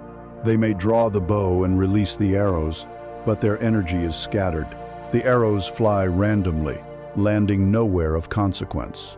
Their strength and skill are wasted for lack of a focal point. This is a life lived without a clear intention. It is filled with action, with busyness, with effort, but it lacks direction and purpose. Now, picture that same archer, taking the time to choose a target. They plant their feet firmly, they steady their breath, their gaze becomes fixed. Their entire being, their muscles, their mind, their spirit aligns into a single unified force, all directed toward one central point. Every ounce of their energy is gathered and channeled. This is a life guided by a sankalpa. A well-formed intention acts as a north star for the mind. It becomes the primary organizing principle for our choices. Life constantly presents us with forks in the road, with decisions big and small. When we have a clear sankalpa, we have a powerful tool for navigation. When faced with the temptation of an impulsive purchase, we can pause and ask, is this action in alignment with my intention to cultivate a life of peace and freedom? When considering a new job or business venture, we can ask, does this path resonate with my resolve to live with wisdom and compassion? The sankalpa acts as a filter, helping us to say no to the distractions that would pull us off course, and a resounding yes to the opportunities that are in harmony with our deepest purpose. It brings a sense of coherence and integrity to our lives, ensuring that our daily actions are not random, but are instead meaningful steps along our chosen path. Crafting a financial sankalpa is a deeply personal and reflective process. It begins not with spreadsheets, but with silence. The first step is to turn inward and connect with your core values. Ask yourself questions that go beyond the surface. What truly matters to you in this one precious life? Is it freedom, security, connection, creativity, learning, peace, generosity? Allow the honest answers to arise without judgment. The second step is to identify the why behind your desire for financial well-being. Look past the surface-level want for more money and ask what you truly hope that money will facilitate. Is it to provide a safe, stable, and nurturing environment for your children to flourish? Is it to free up your time so you can care for your community or pursue a creative passion? Is it to have the resources to support causes that are dedicated to healing the planet? Is it simply to create a life of profound simplicity, free from the constant anxiety of debt and financial pressure? Once you have clarity on your core values and your deeper why, you can begin to formulate the statement of your sankalpa. Remember the principles. Frame it positively, in the present tense, as a statement of being, not of wanting. For example, if your current struggle is with debt, instead of a negative intention like "I want to get out of debt," which keeps your focus on the problem, you could craft a sankalpa like, "I am living a life of financial clarity, responsibility, and growing freedom." If you feel stuck in a cycle of mindless consumerism, instead of "I want to stop wasting money," you might affirm, "My financial choices are a conscious reflection of my deepest values." Instead of the vague "I want to be rich," you could resolve, "I am a conduit for abundance, managing my resources with wisdom and generosity for the benefit of myself and all beings." Once you have crafted an intention that resonates in your heart, it is vital to make it a living presence in your life. An unvisited intention is like a cold, forgotten compass. Write it down. Place it in your journal, on a small card on your desk, or as a recurring reminder on your phone. The physical act of writing engages the mind and body in a different way, giving the intention more weight. Then, create a small ritual around it. Perhaps you read it aloud to yourself each morning, allowing the words to set the tone and direction for your day. Perhaps you reflect on it quietly each evening, reviewing the day's actions and choices in its light. This consistent, gentle repetition is not a form of self-hypnosis. It is a practice of remembrance. You are reminding yourself of the person you have chosen to be, of the path you have chosen to walk. This repetition embeds the sankalpa deep into the subconscious mind, where it begins to operate automatically, gently guiding your perceptions and actions from a place beyond conscious thought. The power of a clear and wholesome intention cannot be overstated. It transforms the entire landscape of our financial journey. It lifts us out of the chaotic, reactive cycle of fear and desire and places us on a path of purpose and meaning. The archer now has a target. Every action becomes imbued with significance. But of course, setting the intention is only the first part of the archer's art. A beautifully chosen target is meaningless if the arrow is never released. The next step is to draw back the bow, to engage our energy in the world of action. In the financial realm, our primary action, the way most of us spend the majority of our waking hours, is the work we do to earn a living. Our powerful new intention must now be expressed not just in how we spend our money, but in how we make it. This brings us to a cornerstone of the enlightened path, the crucial and profound practice of right livelihood. With a clear and heartfelt intention, a sankalpa, now acting as our North Star, we are no longer drifting. We have a direction, a purpose that guides our choices. But an intention, no matter how noble, remains purely theoretical until it is expressed through action. It must be embodied. For most of us in the modern world, the single activity that consumes the largest portion of our time, energy, and life force is our work. Our livelihood is the primary vehicle through which our intentions are made manifest in the world.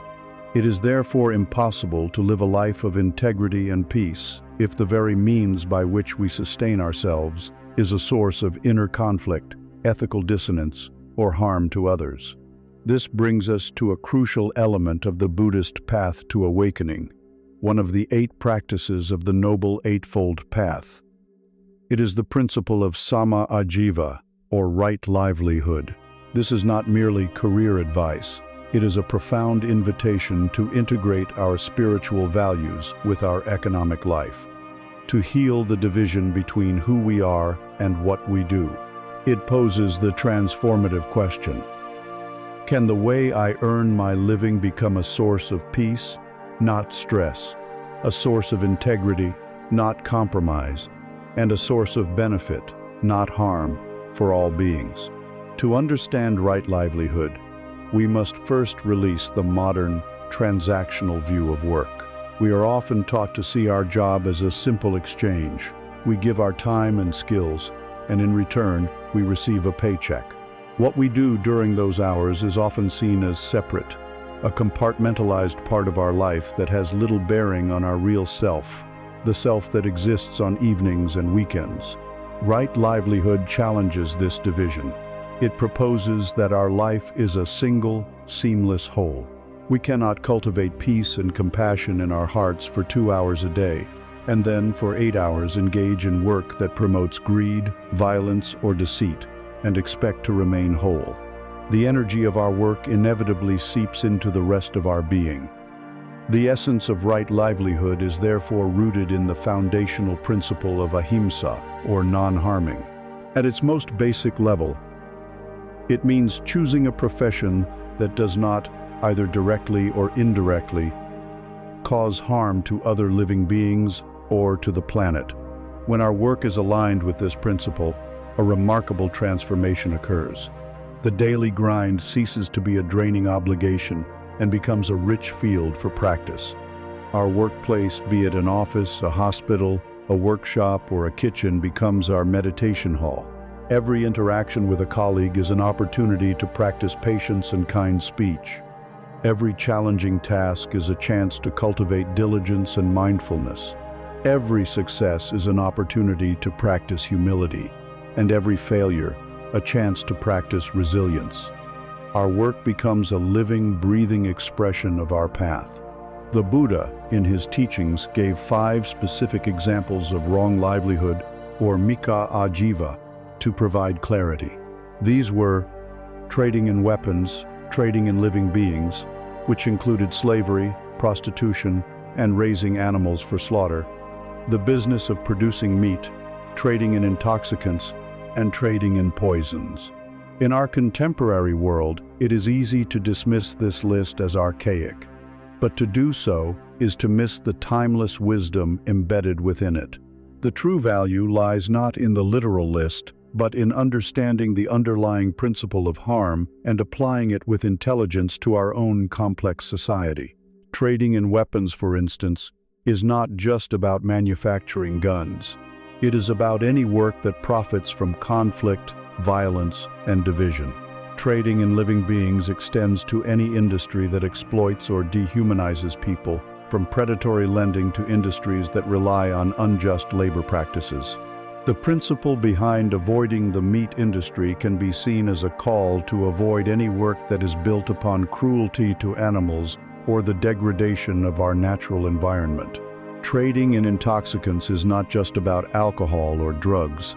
It can be interpreted today as any work that knowingly profits from addiction, whether it be to gambling, unhealthy foods, or even to the outrage and dopamine-driven mechanics of certain social media platforms designed to hijack our attention and agitate our minds. And trading in poisons is not just about selling cyanide.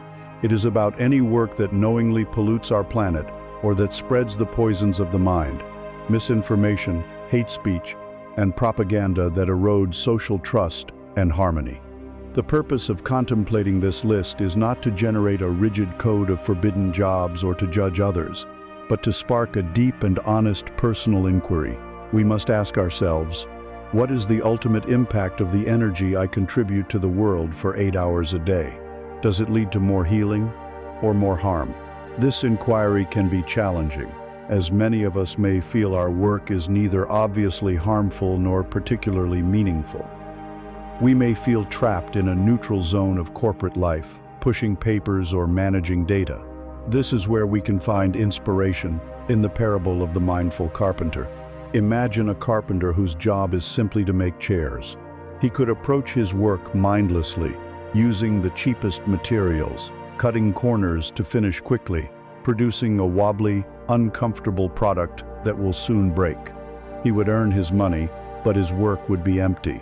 a source of frustration for both himself and his customers. Now imagine a different carpenter. She approaches her work as a craft, a practice. She selects the wood with care, appreciating its grain and texture. She measures and cuts with precision and full attention. She joins the pieces with skill and patience. She sands the final chair until it is smooth to the touch. Her intention is not just to finish a chair, but to create an object of beauty, utility, and comfort. She thinks of the person who will one day sit in that chair, and she infuses her work with a silent wish for their well-being. This is right livelihood in action. The job is the same, but the consciousness brought to it is radically different. The work has been transformed from a mere transaction into a heartfelt offering. This principle can be applied to almost any profession. An office administrator can practice right livelihood by creating an environment of order, calm, and support, reducing the stress of their colleagues. A teacher can practice it not just by conveying a curriculum, but by seeing the inherent potential and goodness in each student. A coder can practice it by building software that is intuitive, helpful, and respectful of its users' time and privacy, rather than being manipulative and addictive.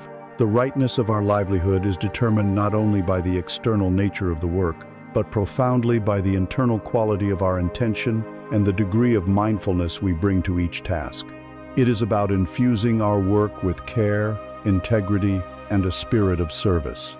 Of course, upon reflection, some of us may come to the painful conclusion that our current work is fundamentally misaligned with our values. This realization does not necessitate a sudden, reckless resignation. The path of transformation is often gradual. It can begin internally, by committing to bring as much integrity and mindfulness as possible to your current role. Look for opportunities within your sphere of influence to minimize harm and maximize benefit. At the same time, you can begin planting the seeds for a future transition. You can dedicate your evenings to learning a new skill. You can network with people in fields that resonate more deeply with your sankalpa. You can start a small side project that feels more meaningful. It is a journey of patient and deliberate realignment. In the end, the practice of right livelihood is the radical act of living an undivided life. It is the fusion of our spiritual journey and our economic reality. It ensures that the very means by which we put food on our table is also a means by which we cultivate peace in our hearts and contribute to the well-being of the world. When we earn our living with this kind of integrity, the money that flows to us is, in a sense, clean. It is free from the karmic residue of harm, exploitation, or deceit. It is energy that has been earned through wholesome, life-affirming action. And once we have received this clean energy through our right effort, the virtuous cycle is not yet complete. The final step is to learn how to circulate this energy back into the world with wisdom and an open heart. Having received with integrity, we now learn to complete the circle by giving with joy. This brings us to the beautiful and profoundly liberating practice of generosity, the practice of dana. Having learned to earn our living with integrity, we find that the resources that flow into our lives are imbued with a different quality. The money earned through right livelihood is clean, free from the karmic stain of harm. Now, a crucial question arises. What do we do with this clean energy? How do we relate to the abundance we receive? The mind, conditioned by scarcity and fear, will immediately seek to hoard it. It will build higher walls, lock the gates, and live in constant anxiety of losing what it has gathered. This is the path of the stagnant pond, a life of constriction where what is meant to be a flowing resource becomes a source of toxic anxiety. But there is another path. There is a way to relate to our resources that doesn't just preserve our peace of mind, but actively expands it. This is the path of the flowing river, the joyful and profound practice of dana. Often translated simply as charity or giving, dana is more accurately understood as generosity, and it is the most powerful and direct way to dismantle the scarcity mindset from the inside out. It is not a moral duty or a painful sacrifice. It is the ultimate abundance hack. The true magic of generosity lies in its profound psychological impact. The entire architecture of the poverty mindset is built upon one foundational belief: I do not have enough. Every action that stems from this belief hoarding, clinging, fearful competition is designed to reinforce it. The act of dana, the willful and cheerful giving of one's own resources for the benefit of another, is a direct and powerful contradiction to this core belief. It is an embodied declaration, a message sent from your conscious mind deep into the vaults of your subconscious that states unequivocally, I have enough, I am sufficient. In fact, I have a surplus, an overflow of well-being that I can freely share with the world.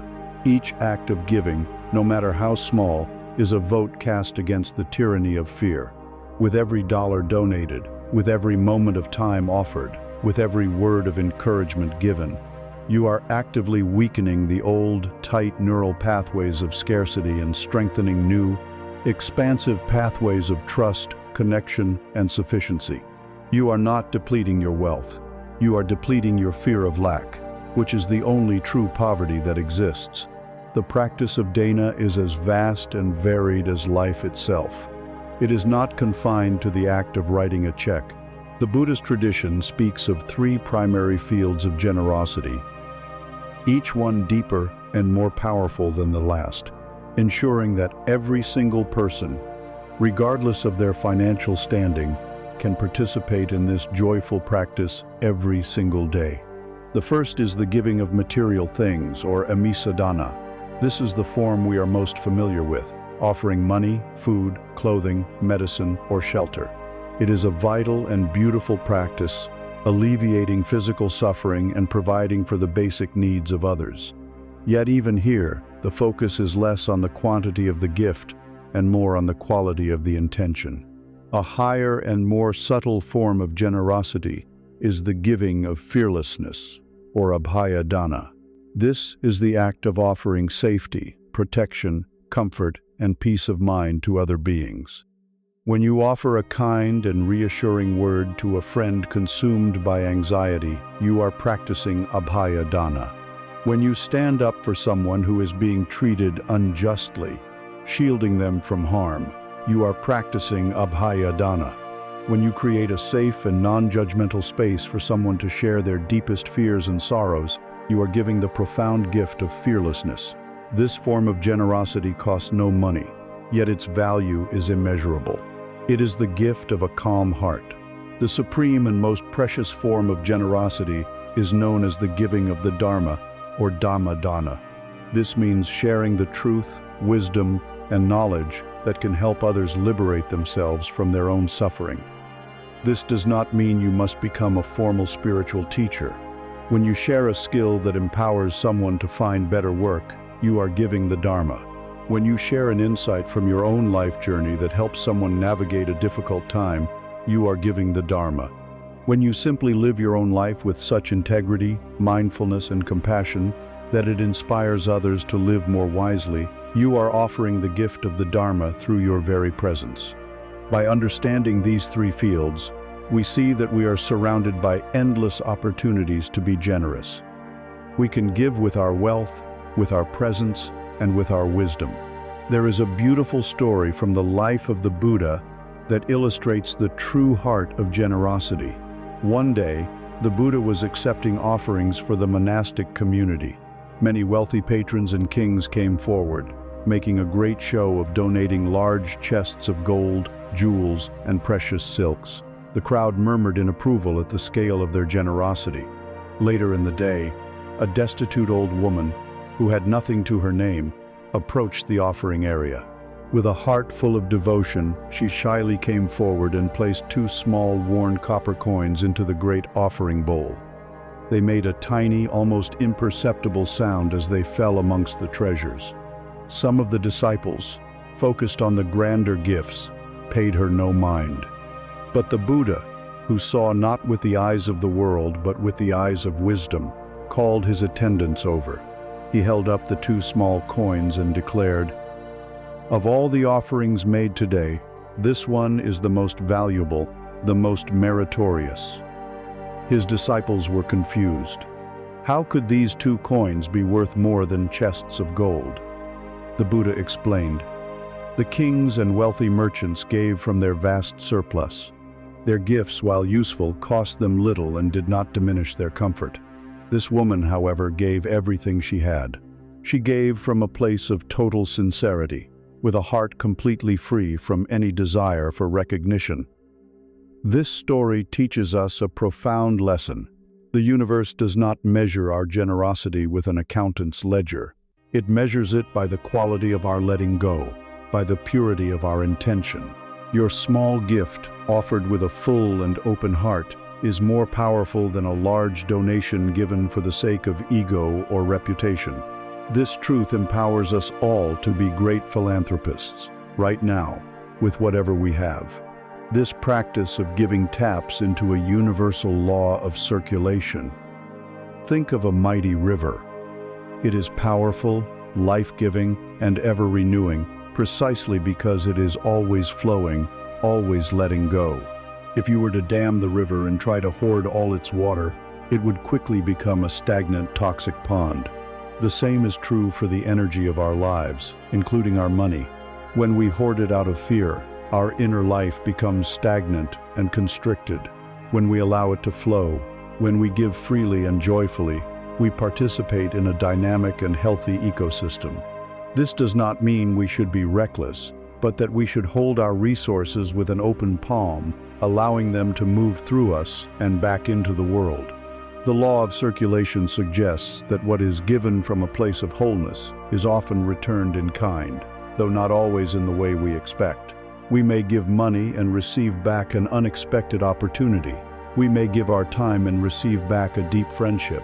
We may share our wisdom and receive back a profound sense of purpose. The act of giving itself is what creates the state of ever-renewing abundance. In the end, dana is the joyful and active expression of the abundance mindset. It is the practice that dissolves the illusion of a separate, needy self and plugs us into the vast, interconnected flow of life. It is the ultimate antidote to the prison of scarcity, because with every act of giving, we are performing the irrefutable truth of our own sufficiency. It is the celebration of the wealth we already possess. But this practice, like the planting of a great forest, requires a trust in the process. The seeds of generosity we plant today may not become towering trees overnight. The fruits of our wholesome actions are not always immediate or obvious. To build a life of true, deep, and sustainable wealth, both inner and outer, requires a particular kind of mental fortitude. It requires the strength to act with wisdom and then wait for the results without anxiety. This brings us to the essential and powerful virtues of patience and the profound understanding of impermanence. We have now learned to align our earning with our values through right livelihood and to open the flow of our resources through the joyful practice of generosity. But the seeds of these wholesome actions, like the seeds of a mighty redwood, do not sprout into towering trees overnight. The universe operates on its own timeline, a rhythm far grander and more patient than our anxious human hearts would prefer. To act with wisdom and then wait for the results without agitation requires a particular kind of inner strength, a spiritual fortitude that is perhaps one of the most underdeveloped muscles in our modern world of instant gratification. This strength is built upon 2 magnificent, interlocking pillars of wisdom. The first is kshanti, the virtue of patience and forbearance. The second is anicca, the profound and liberating understanding of universal impermanence. Together, these 2 principles form the bedrock of emotional stability, allowing us to invest, save, and build for the long term with the calm confidence of a master gardener. Patience, or shanti, is not a passive waiting. It is not the dull, resigned acceptance of a delay. True patience is an active and resilient quality of the mind. It is the capacity to endure, to hold steady in the face of challenges, setbacks, or the simple, slow passage of time, without losing one's inner peace. It is a quiet strength, a steadfastness that is born from trust in the process. Yet our modern financial culture wages a constant war against this virtue. We are bombarded with the siren song of immediacy. Get rich quick, trade your way to a fortune overnight. Find the one secret hack that will bypass all need for effort and time. This frantic energy is the source of tremendous financial suffering. It fuels impulsive decisions, rash speculation, and the devastating cycle of buying high out of FOMO and selling low out of panic. The practice of Chanti is the direct antidote to this madness. It is the understanding that all things of true and lasting value, from a strong relationship to a flourishing garden to a solid financial foundation, are built slowly, methodically, and with unwavering consistency. There is a powerful parable that perfectly illustrates this principle, the story of the Chinese bamboo tree. When a farmer plants the seed of this remarkable tree, a curious thing happens.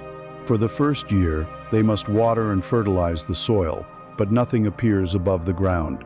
The second year, they continue to tend to the barren patch of earth, and still nothing. The third year, the same. The fourth year, the same. A skeptical observer would surely declare the farmer a fool, wasting their time and resources on a dead seed. It is an act of pure faith and patience. Then, sometime during the fifth year, a tiny green shoot finally breaks through the soil, and then the miracle unfolds. The bamboo tree begins to grow at a staggering rate, shooting up to 90 feet tall in a mere 6 weeks. The question is, did the tree grow 90 feet in 6 weeks, or did it take 5 years? The answer, of course, is that it took 5 years. For those first 4 years of seeming inactivity, the tree was not dormant. It was engaged in the silent, invisible, and absolutely essential work of building a vast and powerful network of roots deep within the earth. It was this strong foundation that enabled its spectacular, explosive growth. This is the perfect metaphor for the patient accumulation of wealth. The early years of saving and investing are the years of watering the bamboo. The progress can feel agonizingly slow, almost invisible. You contribute small, regular amounts to your investment account. You watch it grow by inches, not feet. You resist the temptation to dig up the seed for a quick purchase. It can feel like you are getting nowhere. This is the period where patience is most crucial. But all the while, beneath the surface, you are building your root system. You are establishing the powerful habits of discipline and consistency. And you are giving the quiet magic of compound interest, the one ingredient it needs most: time.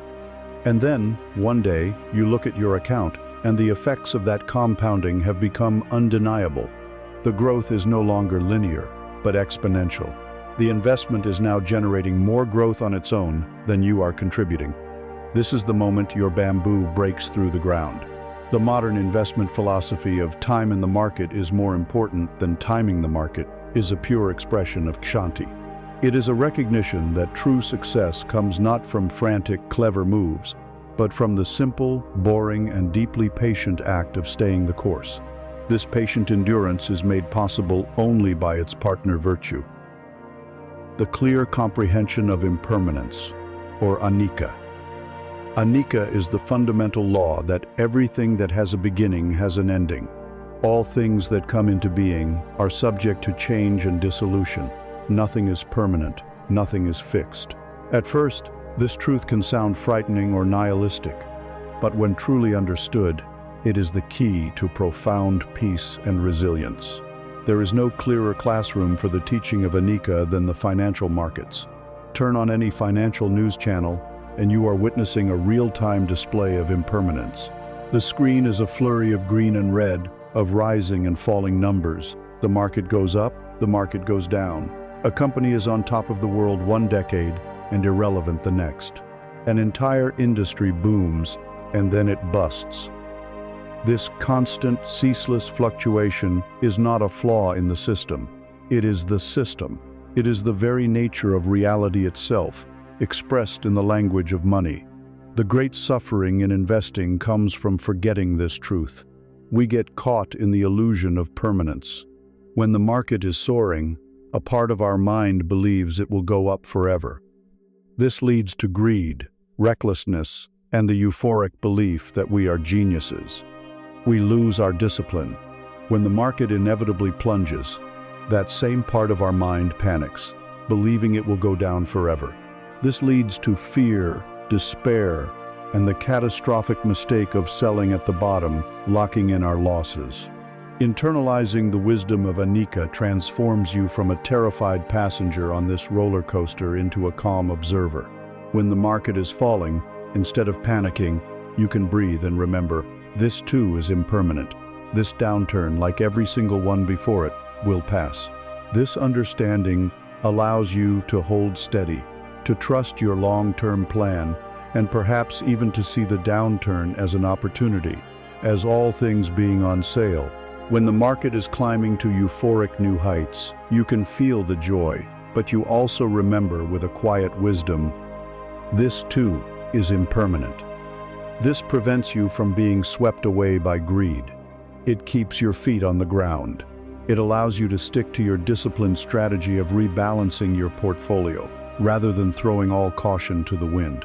The practice of contemplating impermanence severs the chains that bind your inner peace to the chaotic whims of the stock market. Your well-being is no longer dictated by the daily fluctuations of the Dow Jones. You are free. Together, Kshanti and Anika form a powerful, symbiotic relationship. Our understanding of impermanence gives us the strength to be patient.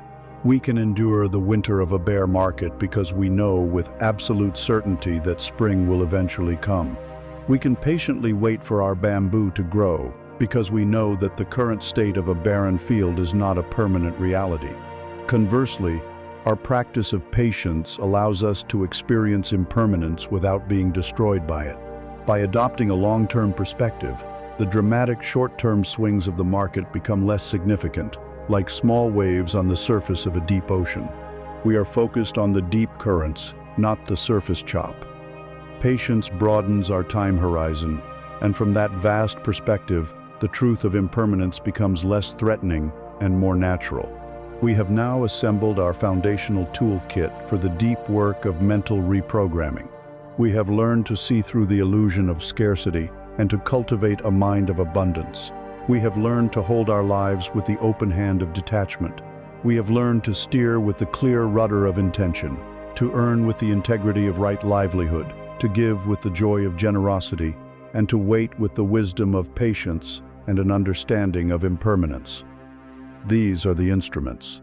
We have diagnosed the prison and forged the keys. The next stage of our journey is to go deeper, to move from these foundational practices into the specific, practical applications that allow us to systematically rewrite the limiting beliefs and subconscious scripts about money that have governed our lives for far too long. We have now assembled a powerful set of tools for our journey of inner transformation. We have learned to see with the clarity of mindfulness, to intend with the focus of sankalpa, and to act with the integrity of right livelihood.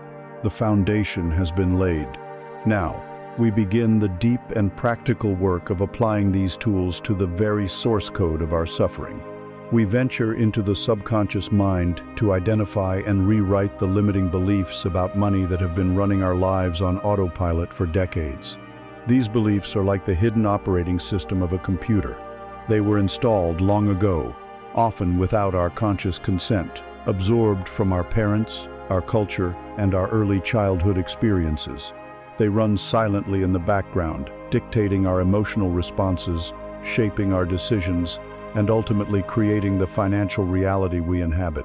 The next stage of our work is to become a compassionate programmer of our own minds, to bring these hidden scripts into the light of awareness, and to consciously, deliberately, write a new, more expansive program for our lives.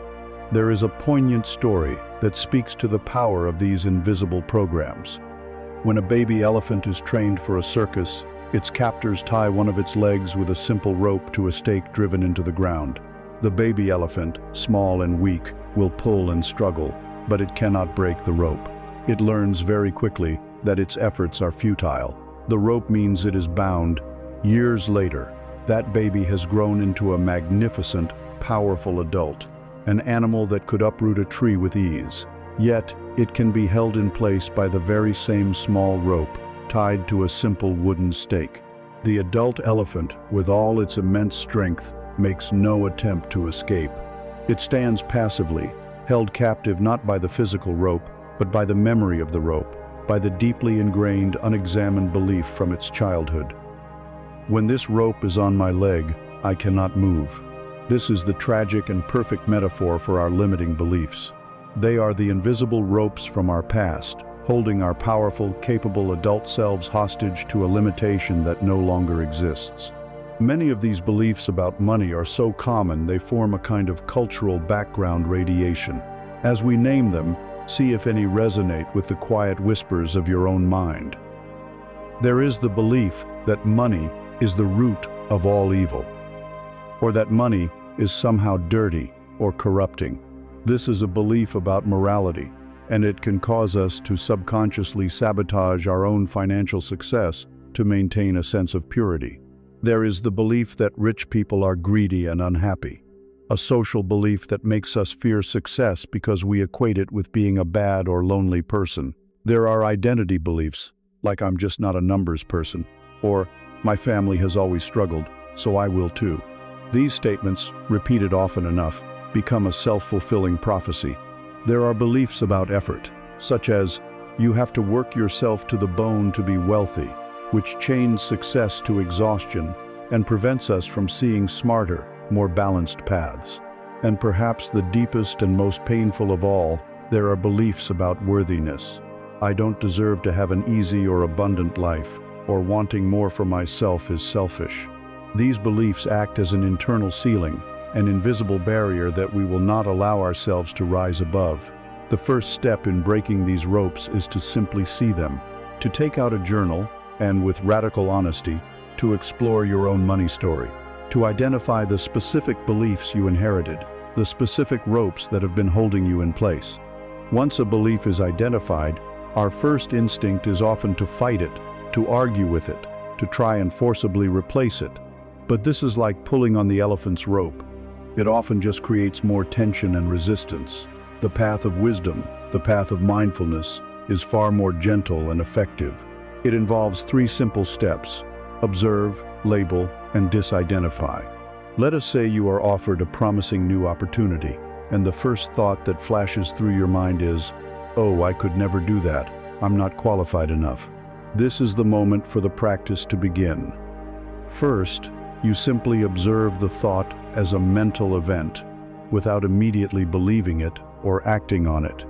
Second, you gently label it. Silently to yourself you can say, this is the not good enough story. Or, labeling, thinking about worthiness. This simple act of naming is incredibly powerful. It fundamentally changes your relationship to the thought. The thought is no longer you. It is no longer an undeniable truth. It is a recognizable pattern, a familiar old story that your mind is playing. The third step is to disidentify. You recognize this thought for what it is, an old, conditioned habit of the mind, like the elephant's memory of the rope. It has no actual power over you in this present moment. It is just an echo from the past. You do not have to obey it. This 3-step process creates a space of freedom, a moment of choice where there was once only an automatic, conditioned reaction. From this space of mindful detachment, we can move into a deeper practice of insight, a form of vipassana. We can begin to investigate the belief with the gentle curiosity of a scientist. We can hold the belief up to the light and examine it from all angles, not to fight it, but to understand its nature. We can ask a series of wise questions. First, is this belief absolutely 100% true, with no exceptions? Is it true that all rich people are greedy? Do you know of even one who is generous? The moment we find one exception, the belief's claim to absolute truth collapses. Next, we can ask, where did I learn this? Whose voice is this really? As you listen closely, you may realize it is the anxious voice of your mother or the cynical voice of your father. or the judgmental voice of a childhood teacher. Recognizing that you have internalized another person's fear or limitation is profoundly liberating. You can then inquire, what has believing this story cost me? What opportunities have I avoided? What risks have I not taken? What joy has been diminished because I held this belief to be true? Feel the weight of that cost. Finally, you ask the most expansive question of all. Who would I be, and what would be possible for me if I no longer believed this story? This process of wise questioning does not attack the belief with a sledgehammer. It gently unties the knots, one by one, until the rope simply falls away on its own, its power dissolved in the light of your awareness. After weeding the garden of the mind, it is wise to consciously plant new seeds. This is where affirmations can be a useful tool, but they must be crafted with skill. A hollow affirmation that you don't believe at all can create more inner conflict. A skillful affirmation is one that is rooted in the principles we have already cultivated and feels true and expansive. To counter the belief, money is dirty, we can plant the seed. Money is a form of energy, and I am a conduit for using it with wisdom and for the benefit of all. To heal the belief I am not worthy, we can water the seed. I am inherently worthy of a life filled with peace, joy, and abundance. To rewrite the script I am bad with money, we can practice the affirmation, I am capable, and I am learning to manage my finances with increasing clarity and confidence every day. Repeating these new truths, especially after a session of deconstructing an old belief, helps to carve new, healthier neural pathways in the brain. This, then, is the deep, practical, and ongoing work of rewriting the scripts of our lives. We are like the great elephant, finally realizing that the rope that held us is no longer real. We learn to see the invisible ropes of our limiting beliefs, to create space from them through mindful observation, to investigate their flimsy and inherited nature with wise curiosity, and to consciously plant the seeds of new beliefs rooted in freedom, worthiness, and wisdom. This reprogramming of our core beliefs about money is a monumental step toward inner and outer wealth. And now, having applied this powerful lens of inquiry to the currency in our bank accounts, we can turn our attention to an even more fundamental and precious resource. We can now examine our beliefs about the one currency that, once spent, can never be earned back. We now turn our gaze to the rich and irreplaceable resource of time. Having begun the deep work of rewriting the limiting beliefs that have shaped our relationship with money, we can now apply this same powerful lens of inquiry to an even more fundamental currency. It is the one resource that, unlike money, can never be earned, borrowed, or regained once it is gone. It is the raw material of our existence, the silent, invisible container in which every joy, every sorrow, every success, and every failure unfolds. We now turn our gaze from the currency in our wallets to the very currency of our lives, the rich, precious, and utterly non-renewable resource of time. The poverty mindset sees time as an adversary to be killed, a commodity to be sold cheaply, or an endless expanse to be squandered without thought. The truly rich mindset, the one we are cultivating, understands a profound truth. Time is the ultimate asset, and the wisdom with which we invest it is the greatest measure of a successful life. To grasp the preciousness of this asset, consider this parable. Imagine there is a magical bank that, every single morning, deposits 86,400 gold coins into your account. This incredible gift, however, comes with two strict rules. The first rule is that whatever portion of the money you fail to use during the day will be taken back at night. You cannot save it for tomorrow. It is a gift for today, and today only. The second rule is that at any moment, without any warning, the bank can close your account forever. Your daily deposits will cease, and you will have no more coins to spend. If you lived under these rules, how would you behave? You would become a master of intentionality. You would wake before dawn, planning the use of every single coin to maximize its value. You would not let a single piece of gold go to waste on frivolous, meaningless things. You would invest it with vigor in experiences that brought you joy, in projects that created lasting value, in the health and well-being of yourself and those you love. You would treat every coin as a sacred opportunity. This magical bank, of course, exists for each and every one of us. It is the bank of time. Every morning, we are gifted 86,400 seconds. And when we go to sleep at night, any seconds we have wasted are lost forever. Yesterday's time is a canceled check. Tomorrow's time is not guaranteed. We only have the currency of this one precious day. To see our time in this light is to be awakened from a trance. It is to stop treating our moments as if they are an infinite commodity, and to begin seeing each one as the irreplaceable treasure it truly is. This shift in perspective is the foundation for learning to use our time as the truly wealthy donut with franticness, but with a profound and loving sense of purpose. With this understanding, we can begin to make a crucial distinction in our daily lives, the distinction between spending time and investing time. This is not about scheduling every second or becoming a robot of efficiency. It is about bringing mindfulness to the quality of our moments. Spending time is often a passive, reactive, and unconscious activity. It's what we do to kill the moments between the things we think are important. It is mindlessly scrolling through an endless social media feed, feeling a mixture of envy and boredom. It is binge-watching a television series that we don't even particularly enjoy, simply because it is there. It is engaging in gossip that leaves a sour taste in our soul.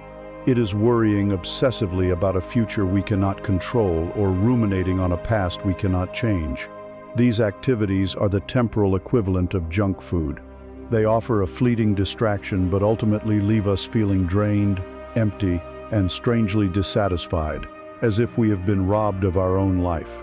Investing time, on the other hand, is a conscious, intentional, and proactive choice.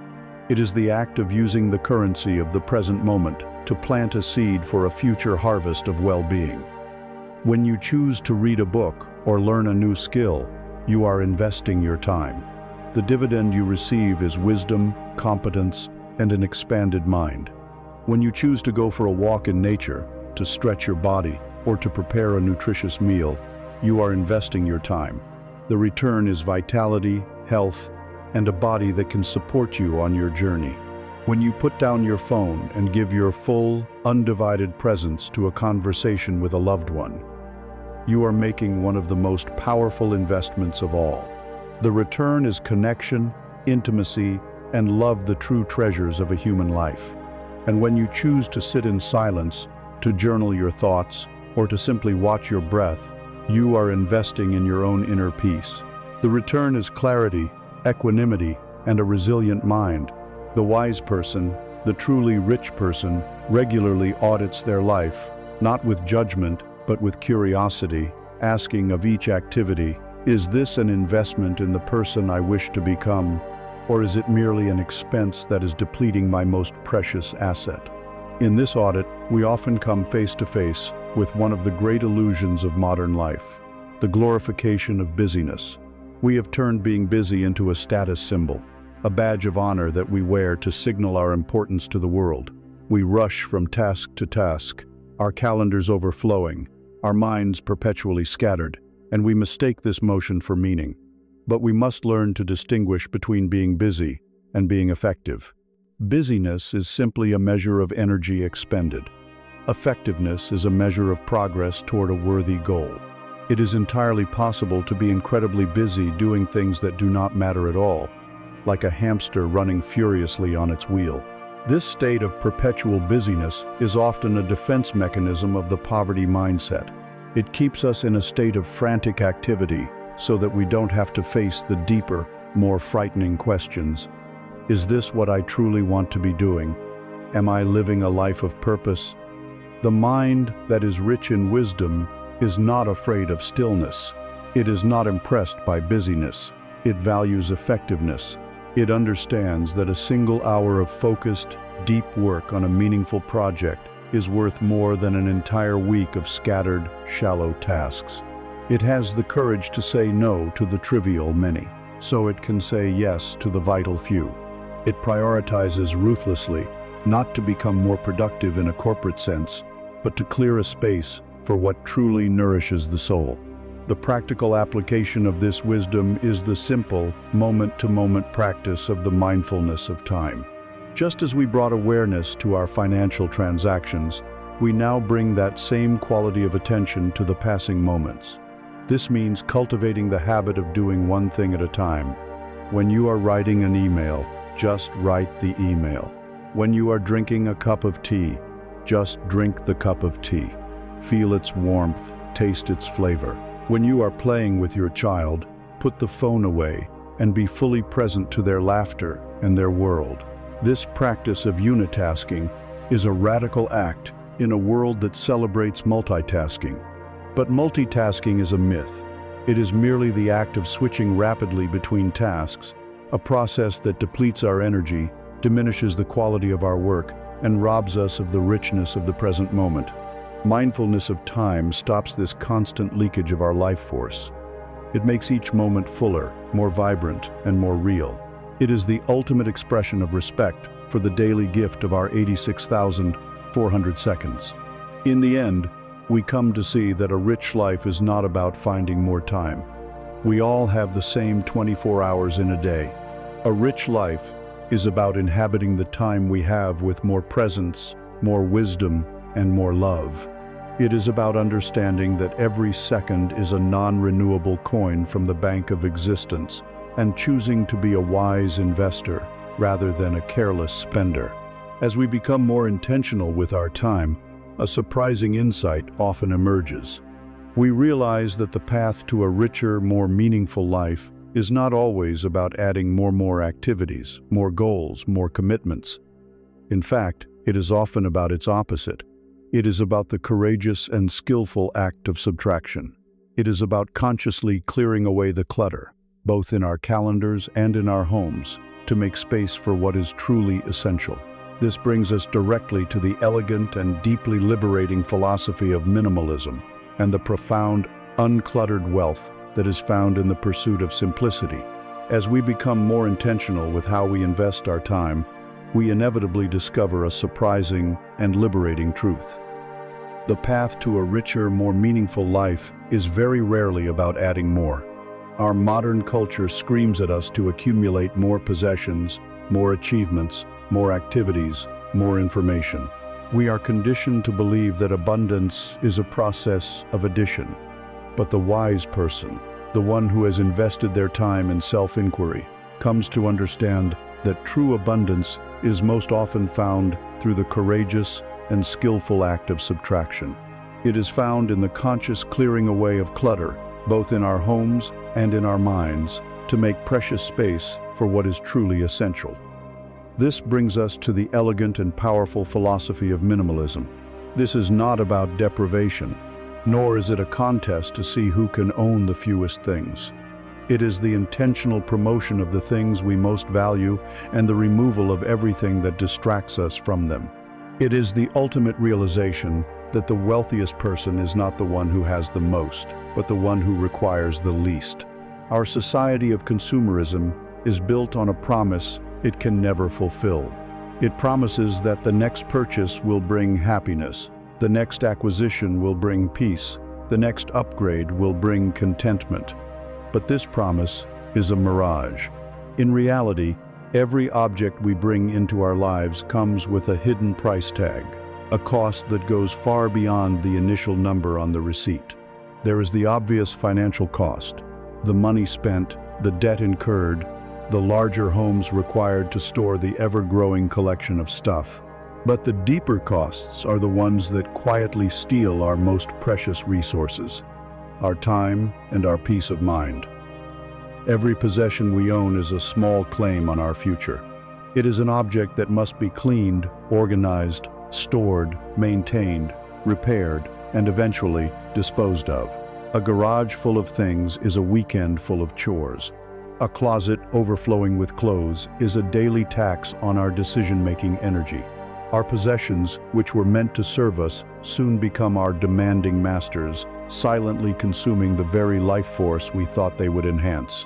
The most profound cost, however, is the mental one. Our brain, in its quest to keep us safe and oriented, must process the data of our environment. A cluttered physical space creates a cluttered mental space. Every object in our field of vision is a piece of information, a subtle distraction, a quiet pull on our attention. This constant, low-grade sensory overload creates a state of chronic inner restlessness. It becomes difficult to focus, difficult to find stillness, difficult to think clearly.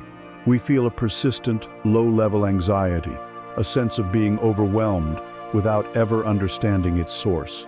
Consumerism itself is a machine that manufactures discontent. It works by creating a problema feeling of inadequacy or lack and then selling you the temporary solution, ensuring that you remain in a perpetual state of wanting.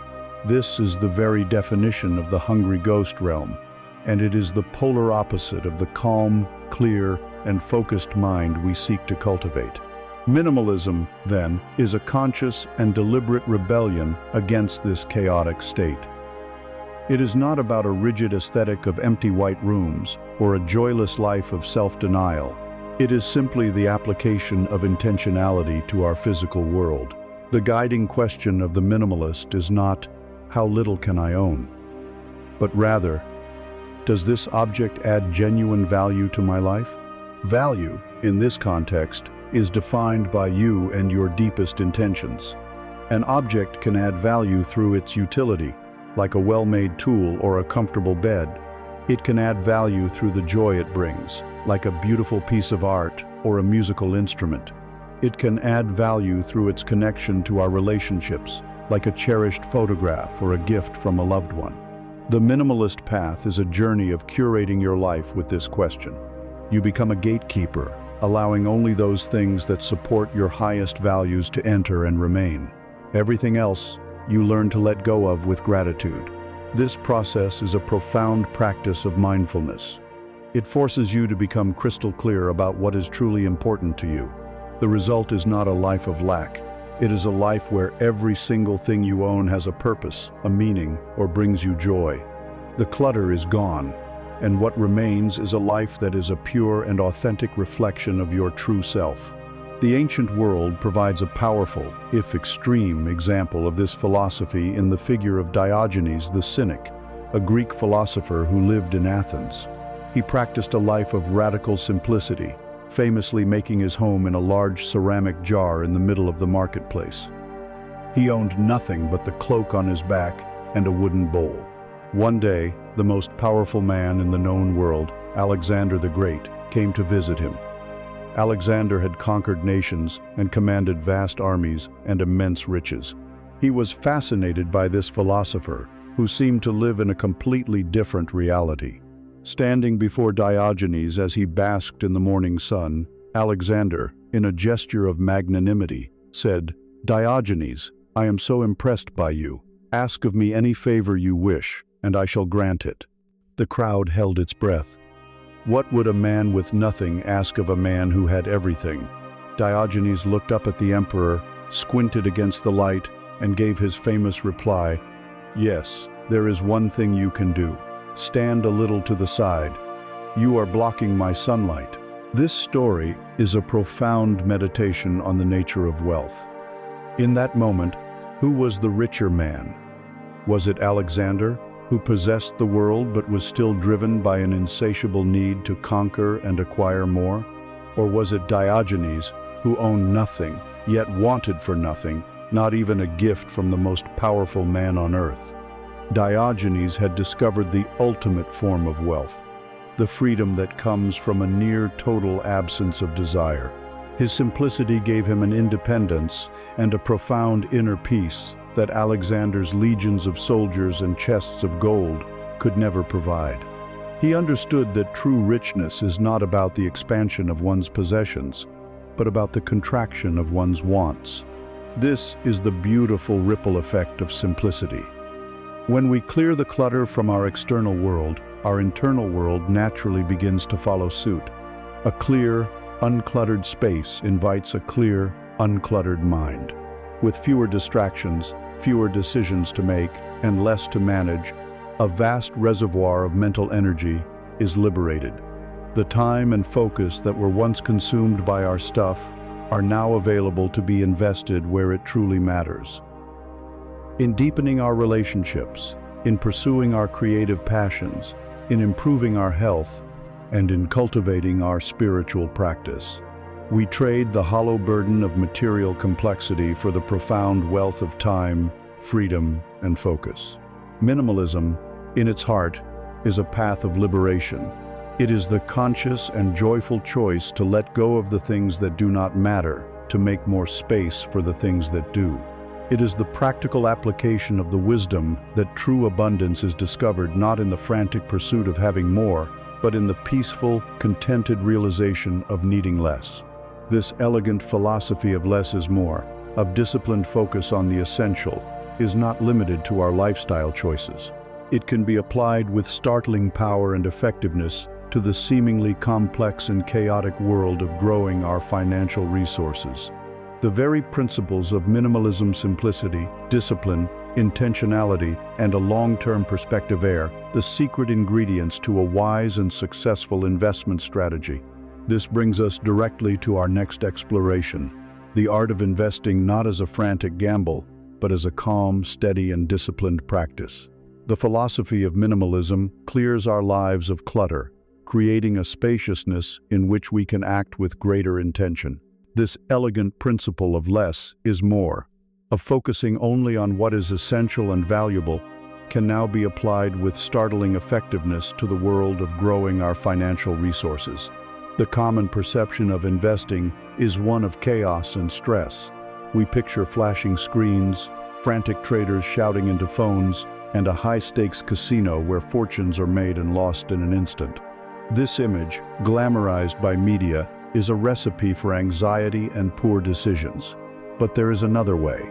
We can approach the act of building wealth not as a frantic gamble, but as a calm, steady, and deeply spiritual practice. This approach requires us to move beyond the noise and cultivate two profound inner qualities that are the bedrock of wisdom in any endeavor. The first is a stable and rational faith, and the second is an unwavering, patient discipline. The word faith, especially in a financial context, can be alarming. It might suggest a blind belief or a reckless leap into the unknown. But the kind of faith we speak of here, known in the Buddhist tradition as sada, is something entirely different. Sada is not a blind belief in something without evidence. It is a serene and rational confidence that arises from understanding a fundamental principle. It is the kind of faith you have in the law of gravity. You don't need to nervously test it each morning. You have trust in the principle based on consistent observation and understanding. In investing, this wise faith is placed not in a hot stock tip or a speculative frenzy, but in timeless, observable principles. First, we cultivate faith in the simple mathematics of compound interest. This is not a belief system. It is a law of nature. It is the principle that money, when invested, can generate earnings, and those earnings can then generate their own earnings, creating a snowball effect over time. A small sum, given the nourishment of consistent contributions and the crucial element of time, can grow into a substantial one. Our faith is not in magic, but in mathematics. Second, we cultivate a faith in the long-term trajectory of human ingenuity. While the daily news is a chronicle of crisis, disaster, and conflict, the broader arc of history shows a remarkable and persistent trend toward growth, innovation, and the creation of value. Despite countless setbacks, humanity as a whole continues to learn, build, and solve problems. To invest in a broad, diversified index of the world's great enterprises is not a gamble on a single company. It is a quiet act of faith in this resilient, long-term pattern of human progress. Finally, we place our faith in the law of karma itself, the law of cause and effect. We trust that the consistent, disciplined, wholesome action of setting aside resources today, the cause, will, over time, inevitably lead to a future of greater security and freedom, the effect. This wise faith is the anchor that holds us steady, a deep trust in natural laws that allows us to look beyond the short-term chaos. and maintain a peaceful, long-term vision. If faith is the anchor, then discipline is the rudder that keeps the ship on course. In the Buddhist path, this quality is related to sila, which encompasses ethical conduct and a commitment to living by a chosen set of precepts. In our financial practice, discipline is the art of creating a wise strategy and then adhering to it, especially when our emotions tempt us to abandon it. An investment strategy is, in essence, a personal code of conduct. It might be as simple as, I will automatically invest a set percentage of my income every month into a low-cost, globally diversified fund, and I will not deviate from this plan based on market news or my own feelings of fear or greed. This simple commitment is an act of profound wisdom. It is a gift that your calm, rational self gives to your future, emotional self. Discipline is the steadfast guardian that protects us from the two great enemies of financial well-being, fear and greed.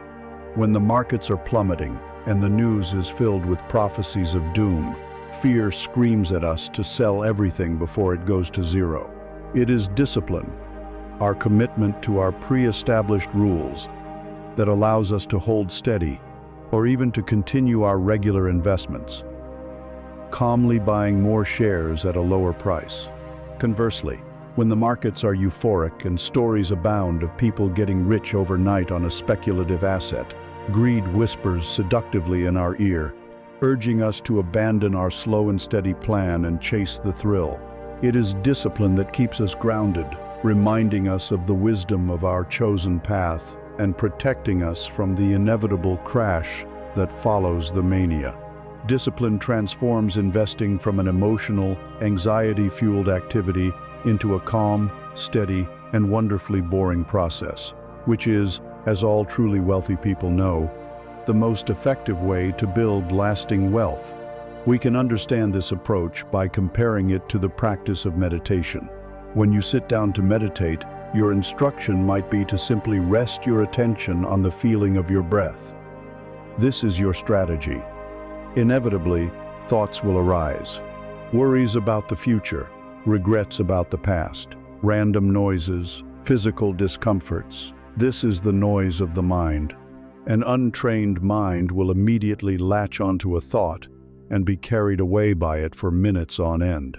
The practice of meditation is the gentle but firm discipline of noticing that you have been carried away and without judgment, returning your attention to the breath, again and again and again. The world of investing is identical. Your long-term diversified strategy is your breath. The daily market news, the expert predictions, the fearful headlines, the stories of your neighbor's big win this is all mental noise. The undisciplined investor gets carried away by every story. The wise, meditative investor acknowledges the noise. There is fear, there is greed, and gently, firmly, returns their attention to their simple, steadfast plan. Seen in this light, the modern tool of financial automation becomes a profound spiritual practice. Setting up an automatic, recurring transfer from your bank account to your investment account is the ultimate expression of this wise discipline.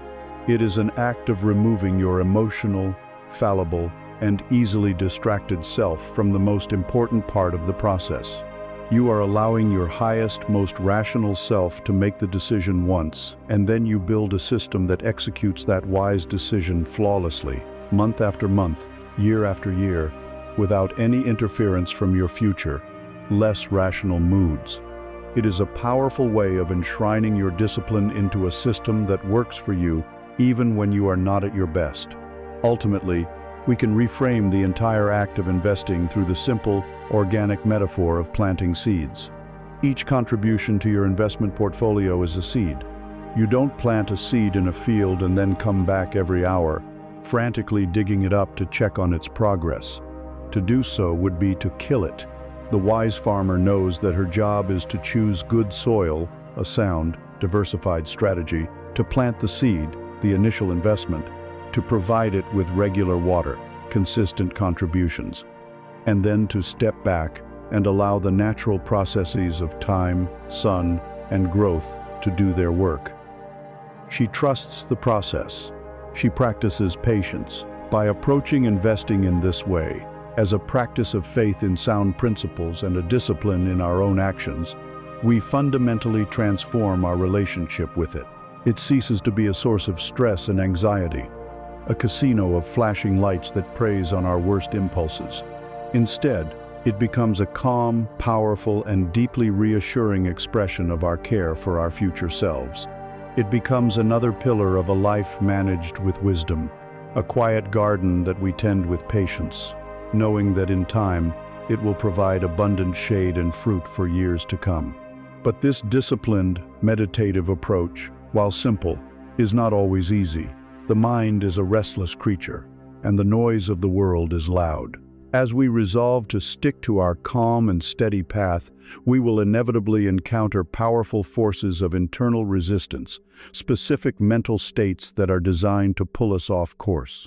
The Buddhist tradition has a very precise map for these inner saboteurs, identifying them as the 5 hindrances. And it is to these ancient enemies of our peace and clarity that we must now turn.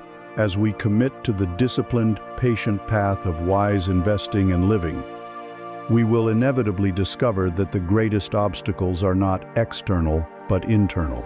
The world of finance, with all its noise and volatility, is loud, but the agitations of our own minds can be even louder. As we try to stay our course, we will encounter powerful forces of internal resistance, ancient patterns of the mind that cloud our judgment and seek to pull us back into old, unskillful habits. The Buddhist tradition, with its incredibly precise psychological acuity, provides a clear map of these inner saboteurs. They are known as the 5 hindrances, or panca nivaranani. These are not personal failings, but universal mental states that arise in all human minds. They are like 5 different dyes that can be poured into a clear pool of water. When they are present, the water becomes cloudy, murky, and opaque, making it impossible to see the bottom clearly. Similarly, when these hindrances are active in our minds, we cannot see our financial situation with clarity, and we cannot act with wisdom. Our task is to learn to recognize each of these hindrances as they arise, and to apply the specific antidote that allows the waters of the mind to settle, restoring our innate clarity and peace. The first hindrance is sensory desire, or kamakanda. This is the raw, grasping energy that seeks pleasure through the 5 senses. It is the engine of consumerism, the relentless itch for the next satisfying sight, sound, taste, smell, or touch. In our financial lives, this hindrance is a constant and powerful adversary. It is the impulsive craving for the new smartphone with its sleek design, the luxurious meal that promises a symphony of flavors, the fast car that offers a thrilling sensation of speed, the designer clothing that feels soft against the skin. Sensory desire is the seductive whisper that says, "Acquire this, and you will feel happy." This external thing holds the key to your contentment. It directly undermines any long-term financial plan, urging us to sacrifice our future security for a fleeting moment of present pleasure. The antidote to this powerful pull is not to deny ourselves all pleasure, but to meet the desire with mindfulness. When the craving arises, we learn to pause and observe it simply as energy, as a sensation in the body, without immediately acting on it. We can contemplate its impermanence, anicca, knowing from past experience that the pleasure it promises will fade quickly, often leaving a residue of debt or regret. This mindful pause allows us to see the desire for what it is, a temporary mental visitor, not a command we must obey. The second hindrance is ill will, or vyapada. This is the energy of aversion, the pushing away of unpleasant experience. It manifests as anger, frustration, resentment, hostility, and jealousy. In our financial lives, its expressions are many. It is the hot flash of anger we feel when a carefully chosen investment loses value. It is the slow-burning resentment toward a system we perceive as unfair. It is the bitter jealousy that arises when we see a friend or colleague achieve a level of success that we desire for ourselves, a feeling that poisons our relationships and our own hearts. It is the frustration with the slow, patient process of wealth accumulation, the wanting it all to happen faster. This contracting, negative energy clouds our judgment and leads to poor, reactive decisions like selling assets in a fit of anger or abandoning a sound plan out of frustration. The antidote to ill will is the conscious cultivation of loving kindness, metta, and its cousin, sympathetic joy, mudita. When we experience a financial loss, instead of anger, we can practice compassion for ourselves, acknowledging the pain without lashing out. When we see another succeed, we can consciously practice being happy for their good fortune, which transforms the poison of envy into the nourishment of connection. This practice of intentionally generating warmth and goodwill dissolves the cold, hard grip of aversion. The third hindrance is sloth and torpor, or thina middha. This is not simply physical tiredness. It is a heavy, dull, foggy state of mind. It is a mental lethargy, a profound lack of energy and motivation that manifests as procrastination. It is the voice that says, "I'm too tired," "This is too complicated," or "I just can't deal with this right now."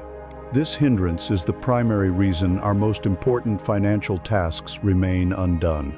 It is the force that prevents us from opening the overdue bills, from sitting down to create a budget, from doing the research needed to make a wise investment, or from making the phone call we know we need to make.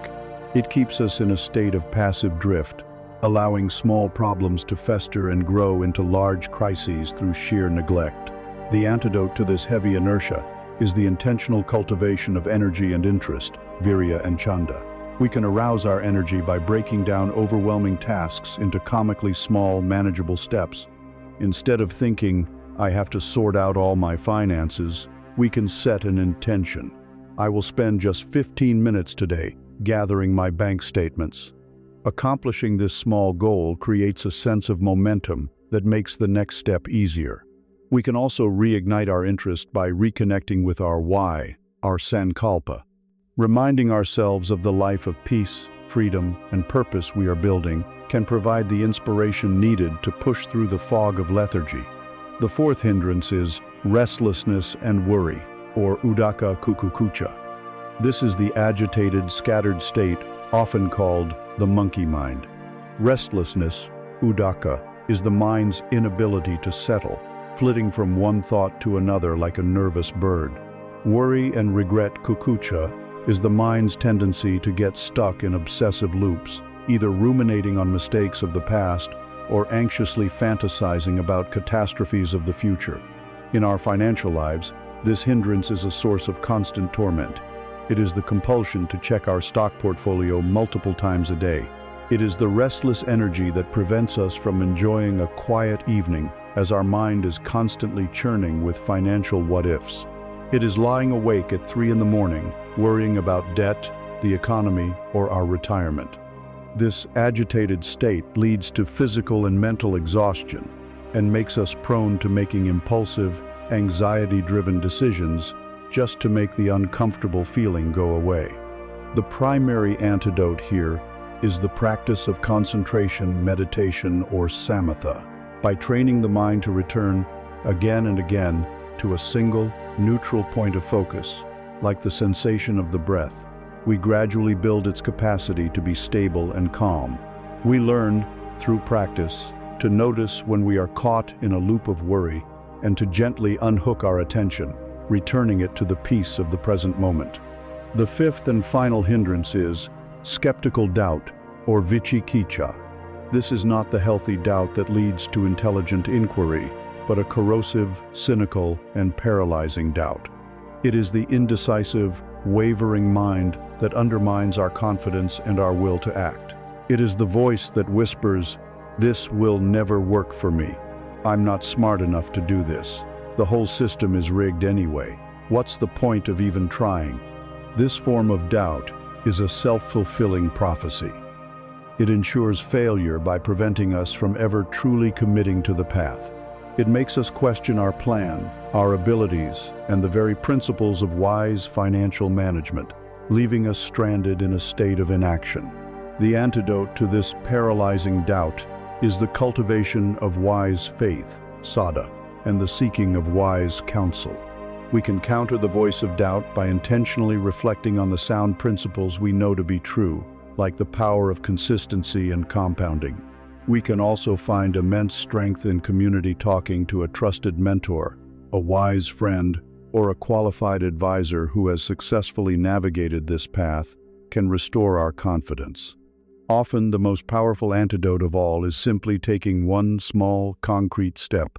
The clarity of action is the surest way to dispel the fog of doubt. These 5 hindrances are the ancient enemies of our peace, clarity, and progress. They are the murky dyes that cloud the water of the mind. But they are not who we are.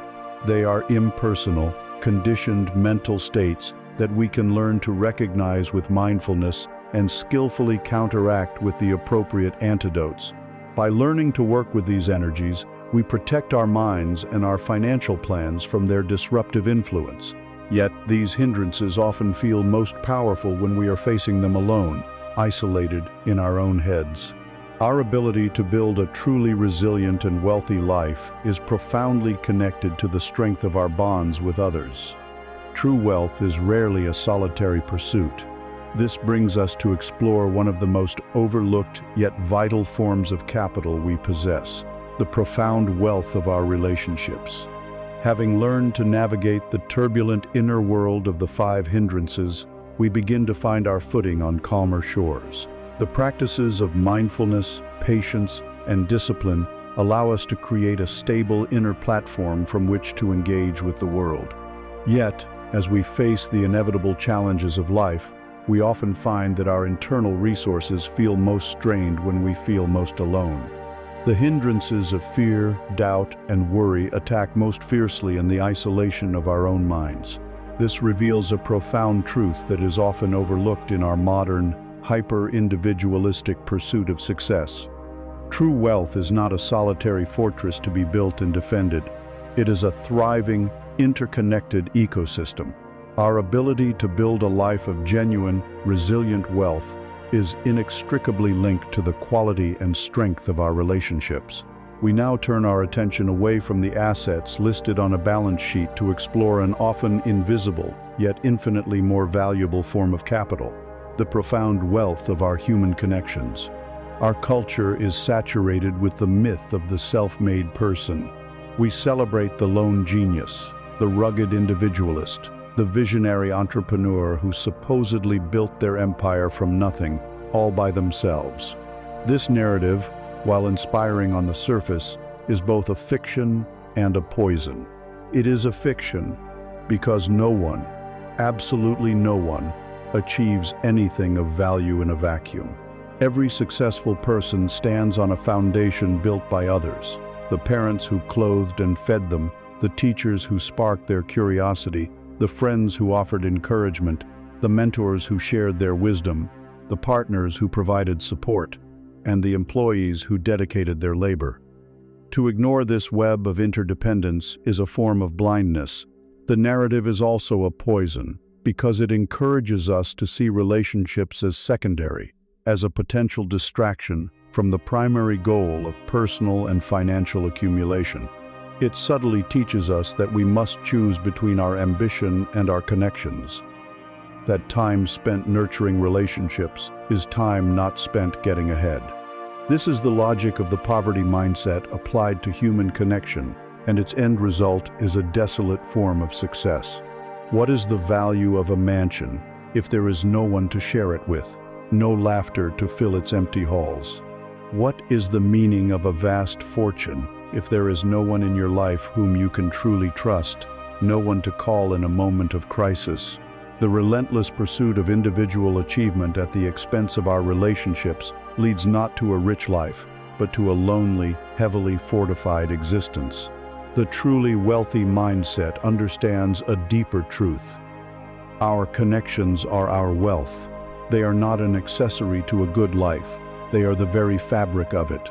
In modern terms, we can speak of this as our social capital. This is the sum of our relationships, the network of trust, goodwill, and mutual support that we have cultivated around us. This form of capital has both tangible and intangible returns that are often far more valuable than any financial asset. The tangible returns are your true safety net, one far more reliable than any insurance policy. It is the friend who helps you move without being asked.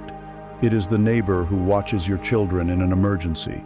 It is the former colleague who calls you with a job opportunity just when you need it most. It is the family member who offers you a place to stay when you are in transition. This is the real-world support that gets us through the inevitable hardships of life. The intangible returns are even more precious.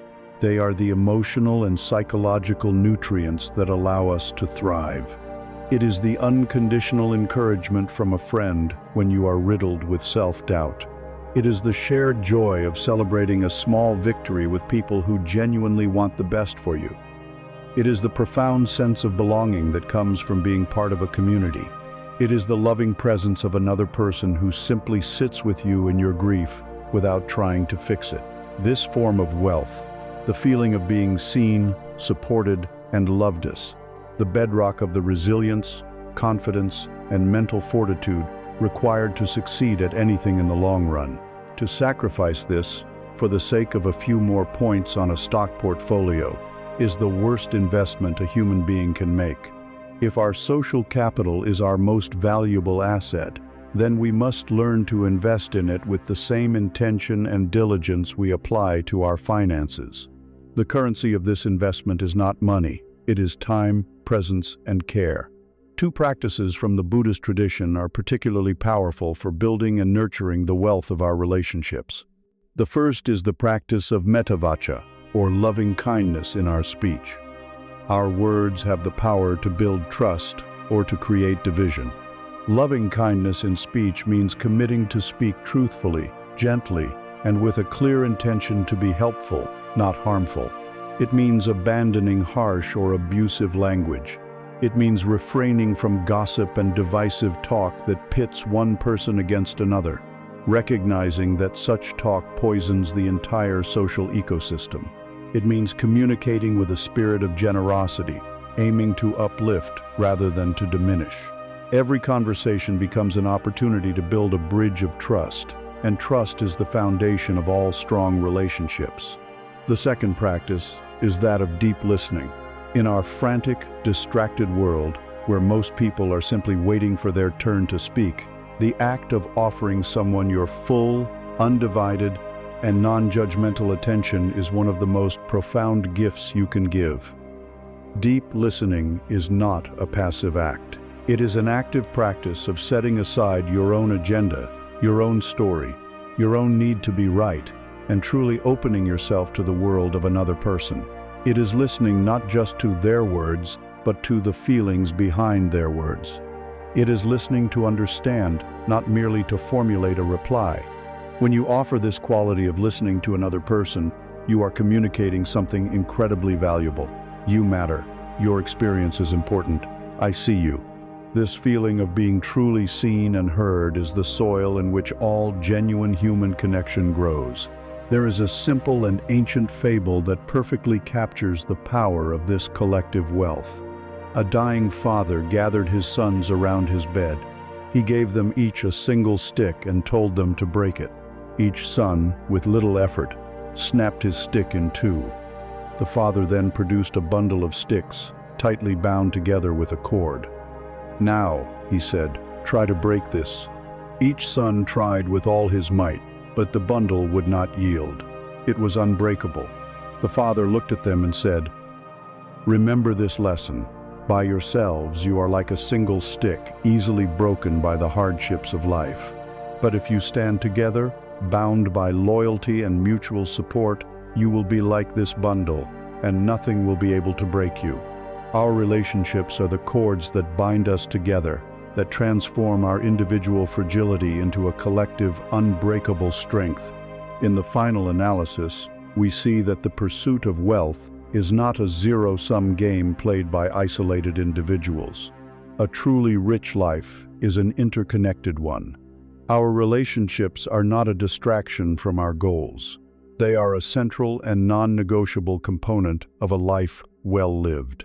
By investing our time, our presence, and our loving attention in nurturing our social capital, we build a safety net more resilient than any financial instrument and a source of joy more profound than any material possession. When we have cultivated a rich inner world through our mindful practices and a rich outer world through our deep and supportive relationships, we begin to experience a new and sublime quality of being. We start to tap into a source of happiness that is not dependent on what happens next, on what we acquire, or on the approval of others. We discover the joy that arises spontaneously from within, independent of all external conditions.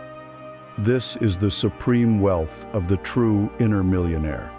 And it is to this pinnacle of our journey that we now turn. Through our journey, we have begun to assemble the components of a truly wealthy life. We have cultivated a rich inner world through the practices of mindfulness, patience, and compassion, and we have learned to cultivate a rich outer world through the nurturing of our most valuable asset, our relationships. As these two streams of wealth, internal and external, begin to flow and merge, a new and sublime quality of being emerges. We start to tap into a source of happiness that is not dependent on the next paycheck, the next investment return, or the next purchase. It is a wellspring of joy that arises from within, untethered to the turbulent and ever-changing conditions of the world. This is the ultimate goal of our path. This is the state of the true inner millionaire, and it is to this supreme and unshakable form of wealth that we now turn our full attention. The inner millionaire is not a person who possesses $1 million, but rather a person whose inner net worth is so vast that it cannot be quantified. Their portfolio is comprised of peace, their dividends are paid in joy, and their assets are wisdom and compassion. To understand this state, we must first draw a clear distinction between the two kinds of happiness that human beings pursue. The first, and by far the more common, is conditional happiness. This is the default setting for most of humanity. It is the happiness of if only and when I will be happy if I can just get that promotion. I will be happy when I finally pay off the mortgage. I will be happy if this person loves me back. This form of happiness is, by its very nature, fragile, fleeting, and a source of constant, low-grade anxiety. It is entirely dependent on external conditions, on getting what we want and avoiding what we don't want. But as we have learned, the one unshakable law of the universe is impermanence. The promotion can be lost, the house can be damaged, the person can leave. Chasing conditional happiness is like trying to build a castle on the surface of a stormy sea. It is the exhausting and ultimately fruitless pursuit of the poverty mindset, always believing that the next external acquisition will finally fill the inner void. The second kind of happiness is unconditional happiness. This is not a fleeting emotion that comes and goes with changing circumstances. It is a deep, abiding state of well-being, an underlying sense of ease and contentment that is the very nature of a purified mind. In the language of the Buddha, this state is a combination of piti, which is an uplifting, rapturous joy, and sukha, which is a profound and lasting happiness or ease. This state does not arise from acquiring anything from the outside world. It arises from the systematic removal of the inner poisons of craving, aversion, and delusion. It is the natural radiance of a mind that is no longer at war with reality. It is the peace of a mind that has ceased its endless chase and has finally come home to itself. This is the inexhaustible treasure of the inner millionaire, a wealth that can never be lost, stolen, or diminished by any stock market crash or worldly event. This profound state of unconditional happiness does not arise by accident. It is the natural result of diligent and consistent practice, built upon three great pillars. The first pillar is a stable and concentrated mind, cultivated through meditation, samadhi. Through the practice of calming the mind, of gently and repeatedly returning our attention to a single point of focus, we tame the restless monkey mind. The chaotic, agitated energy begins to settle. The muddy water becomes clear. And in this inner stillness, Our innate capacity for joy and peace, which was always present but merely obscured, begins to shine forth. A calm mind is naturally a happy mind, just as a still lake naturally reflects the beauty of the sky. The second pillar is wisdom, panya. This is not mere intellectual knowledge, but a deep, experiential insight into the true nature of things. It is the wisdom that directly perceives impermanence, anicca, in every aspect of life, recognizing that no external object or situation can ever provide lasting security. It is the wisdom that sees how our own craving and clinging, tanha, are the true cause of our suffering. It is the wisdom that understands the interconnectedness of all life. When we truly deeply see that chasing happiness in fleeting external conditions is a fool's errand, we naturally stop doing it. We turn our search inward. Wisdom is the sharp tool that cuts the very root of our attachments, liberating us from the cycle of desire and disappointment. The third and culminating pillar is compassion, karuna. This is the active wish for all living beings, including ourselves, to be free from suffering. As we develop wisdom, we see that all beings, just like us, are seeking happiness and trying to avoid pain. This shared condition gives rise to a profound sense of empathy and kinship. A mind that is filled with compassion has no space for the small, constricting emotions of jealousy, resentment, or greed. It is an open, warm, and boundless heart, and this very quality of boundless love is intrinsically, blissfully joyful. A compassionate mind cannot be a poor mind. It is, by its very nature, the wealthiest mind imaginable. The ultimate embodiment of this state, the archetypal story of the inner millionaire, is the story of the Buddha's enlightenment under the Bodhi tree. After years of spiritual seeking, he sat in his final meditation, resolved not to move until he had found the ultimate truth. As he neared his goal, the legends say he was confronted by the demon Mara, who is a personification of all the temptations and fears of the conditioned mind. First, Mara sent his beautiful daughters to tempt him with visions of every sensual pleasure imaginable. The Buddha, abiding in deep peace, was unmoved. The pleasures of the world had lost their power over him. Next, Mara summoned a terrifying army of demons, brandishing horrific weapons to instill fear and drive him from his seat. The Buddha, abiding in unshakable calm, was unmoved. The fears of the world had lost their power over him. Finally, in a last, desperate attempt, Mara himself appeared, challenging the Buddha's right to sit on the seat of enlightenment, questioning his worthiness and his eons of effort. The Buddha did not argue. He did not defend himself. He simply reached down and touched the ground with his fingertips, and the solid earth itself was said to have roared, bearing witness to his long journey of compassionate action. At that moment, Mara and his armies vanished.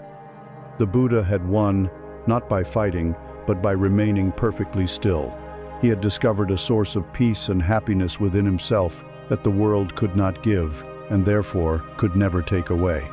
He had become the ultimate inner millionaire. When we touch even a fraction of this inner wealth, our entire relationship with our financial life is transformed.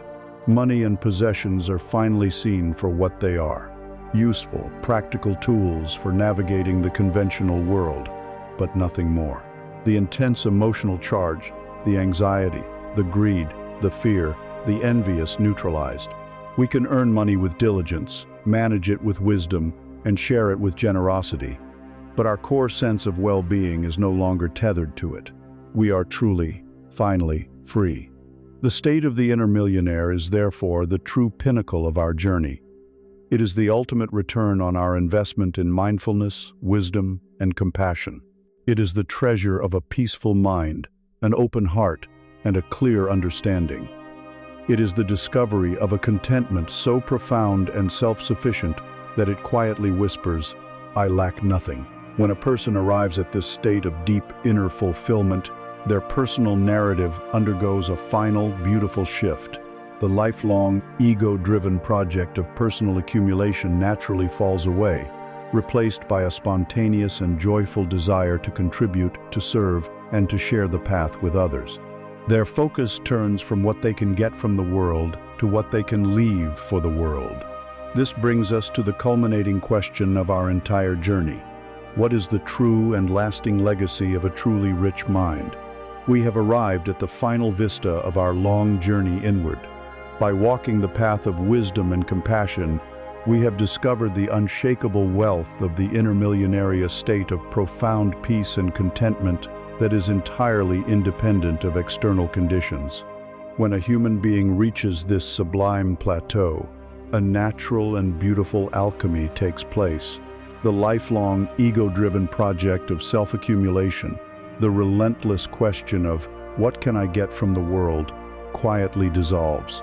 It is replaced by a new, expansive, and joyful inquiry that arises not from a sense of duty, but from a heart overflowing with abundance.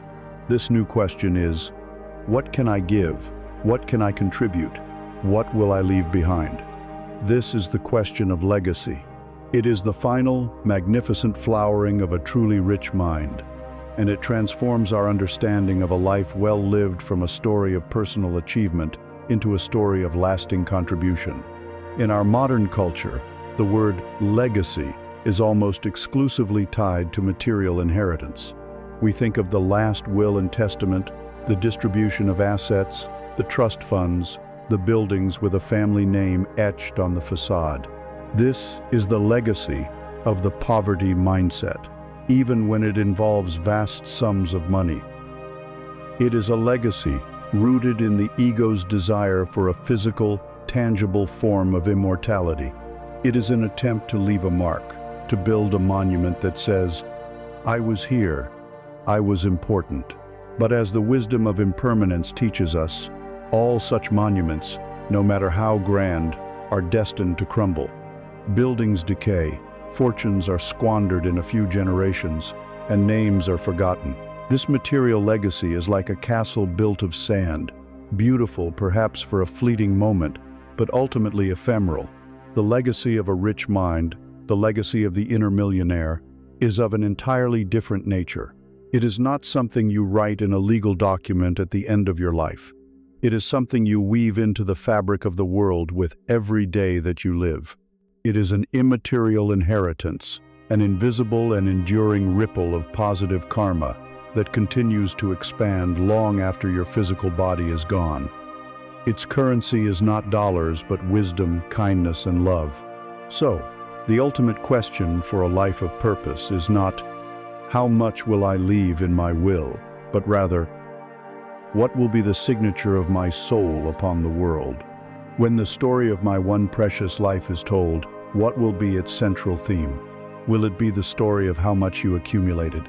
Or will it be the story of how much you loved, how wisely you lived, and how many lives you touched for the better? This true legacy manifests in 1,000 small and beautiful ways. We see it first in the legacy of our relationships. For a parent, the greatest inheritance they can leave their children is not a trust fund, but a well-calibrated inner compass. To leave a child with vast, unearned wealth is often to cripple them, to rob them of the dignity of their own struggle and the satisfaction of their own achievement. But to leave them with the embodied values of resilience, compassion, honesty, and a strong work ethic is to give them a toolkit for navigating any and all of life's challenges. It is to plant a seed of well-being that will not only serve them, but that they will in turn pass on to their own children, a legacy of wisdom that multiplies through the generations. The legacy of a rich mind extends beyond family into the wider community. It is a legacy of help, of service, of Dana in all its forms. It is found in the people whose lives are a little easier, a little brighter, because you were there. It is the employee you mentored who went on to find their own success. It is the friend you supported through a dark time who now has the strength to support others. It is the quiet donation that allowed a vital community project to flourish.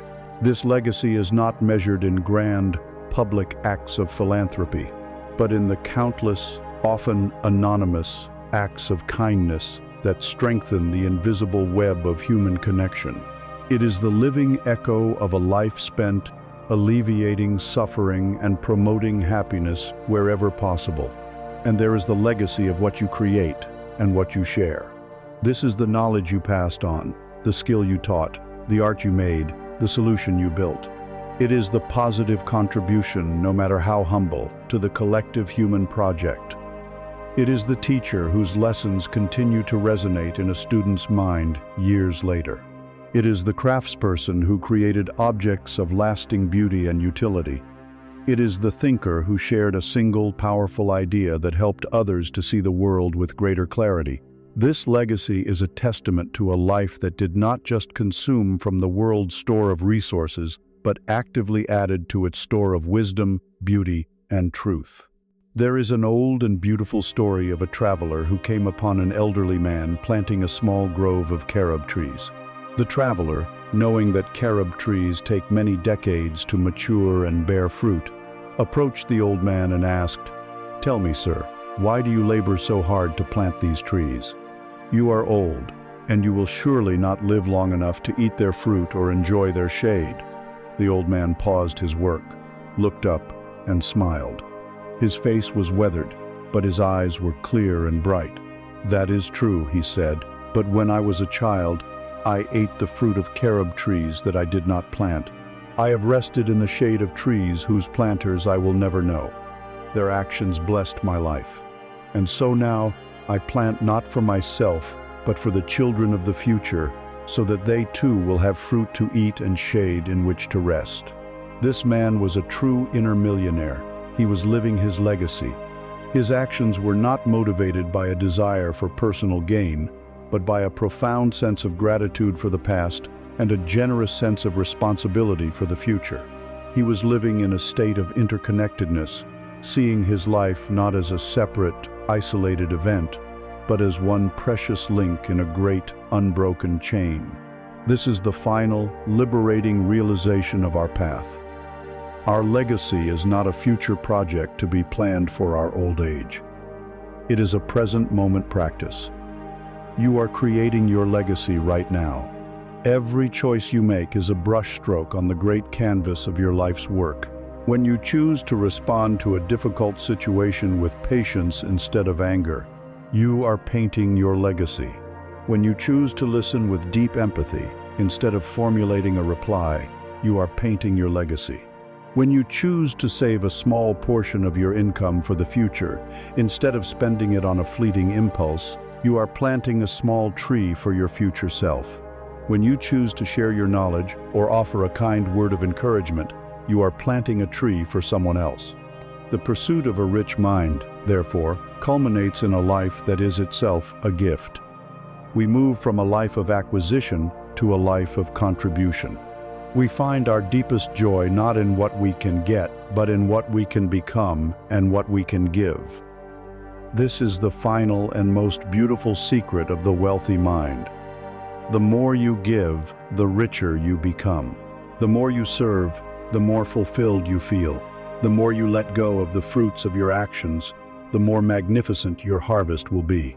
We have now traveled the entire path, from the dark, cramped cell of the poverty mindset to this wide, sunlit vista of a life lived for the benefit of all. This completes the body of our exploration. It is time now to step back, to take a final look at the entire journey, and to gather the essential truths that will light our way forward. We have traveled a great distance together, on a journey that took us from the gilded prison of a modern mind to the open, spacious freedom of an ancient wisdom. We began with a portrait of suffering, a person surrounded by the trappings of success, yet living in a state of profound inner poverty, shackled by anxiety, comparison, and a gnawing sense of lack. From that starting point, we embarked on a path of discovery. We became archaeologists of our own minds, first diagnosing the architecture of our confinement, the illusion of scarcity, the chains of comparison, the karmic patterns of our habits, and the deep, primal fear that fueled it all. Then, with patience and care, we began to forge the keys to our own liberation. we cultivated the foundational tools of mindfulness, the open-handed wisdom of detachment, the profound power of intention, the integrity of right livelihood, the joyful heart of generosity, and the steadfast strength of patience. We learned to rewrite the limiting beliefs etched into our subconscious and to reinvest our most precious resources of time and attention with purpose and clarity.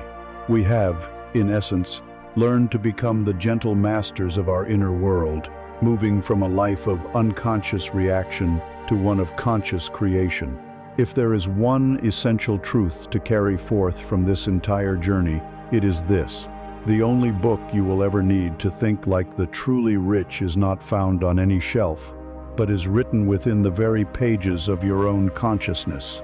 And the true wealth it speaks of has nothing to do with the numbers in your bank account. True wealth is the sublime peace of a mind that no longer clings. It is the unshakable freedom from the fear of not having enough, and the equal freedom from the burden of having too much. It is the boundless riches of a compassionate heart that finds its joy in the well-being of others. It is the simple, profound, and radical contentment that dawns in a mind that has ceased its endless chase and has finally come to rest in the sufficiency of the present moment. This is the treasure that can never be lost, the fortune that can never be spent, the inheritance of a mind that has awakened to itself. And so, our journey together concludes, but your own personal journey continues. The path laid out here is not a final destination to be reached, but a daily practice to be lived. The tools are now in your hands. The power to reprogram your mind, to choose your response, to cultivate a life of deep and abiding wealth, does not lie in a distant future. It lies in this moment, right now. It is present in your very next breath. The journey of 1,000 miles begins with a single step, and the journey to a rich mind begins with a single conscious thought. It begins with one moment of choosing gratitude over grievance. It begins with one intentional act of kindness. It begins with a simple, courageous decision to meet your life, right here and right now, with an open heart and a clear mind. The power is yours. The path is clear. The time is now.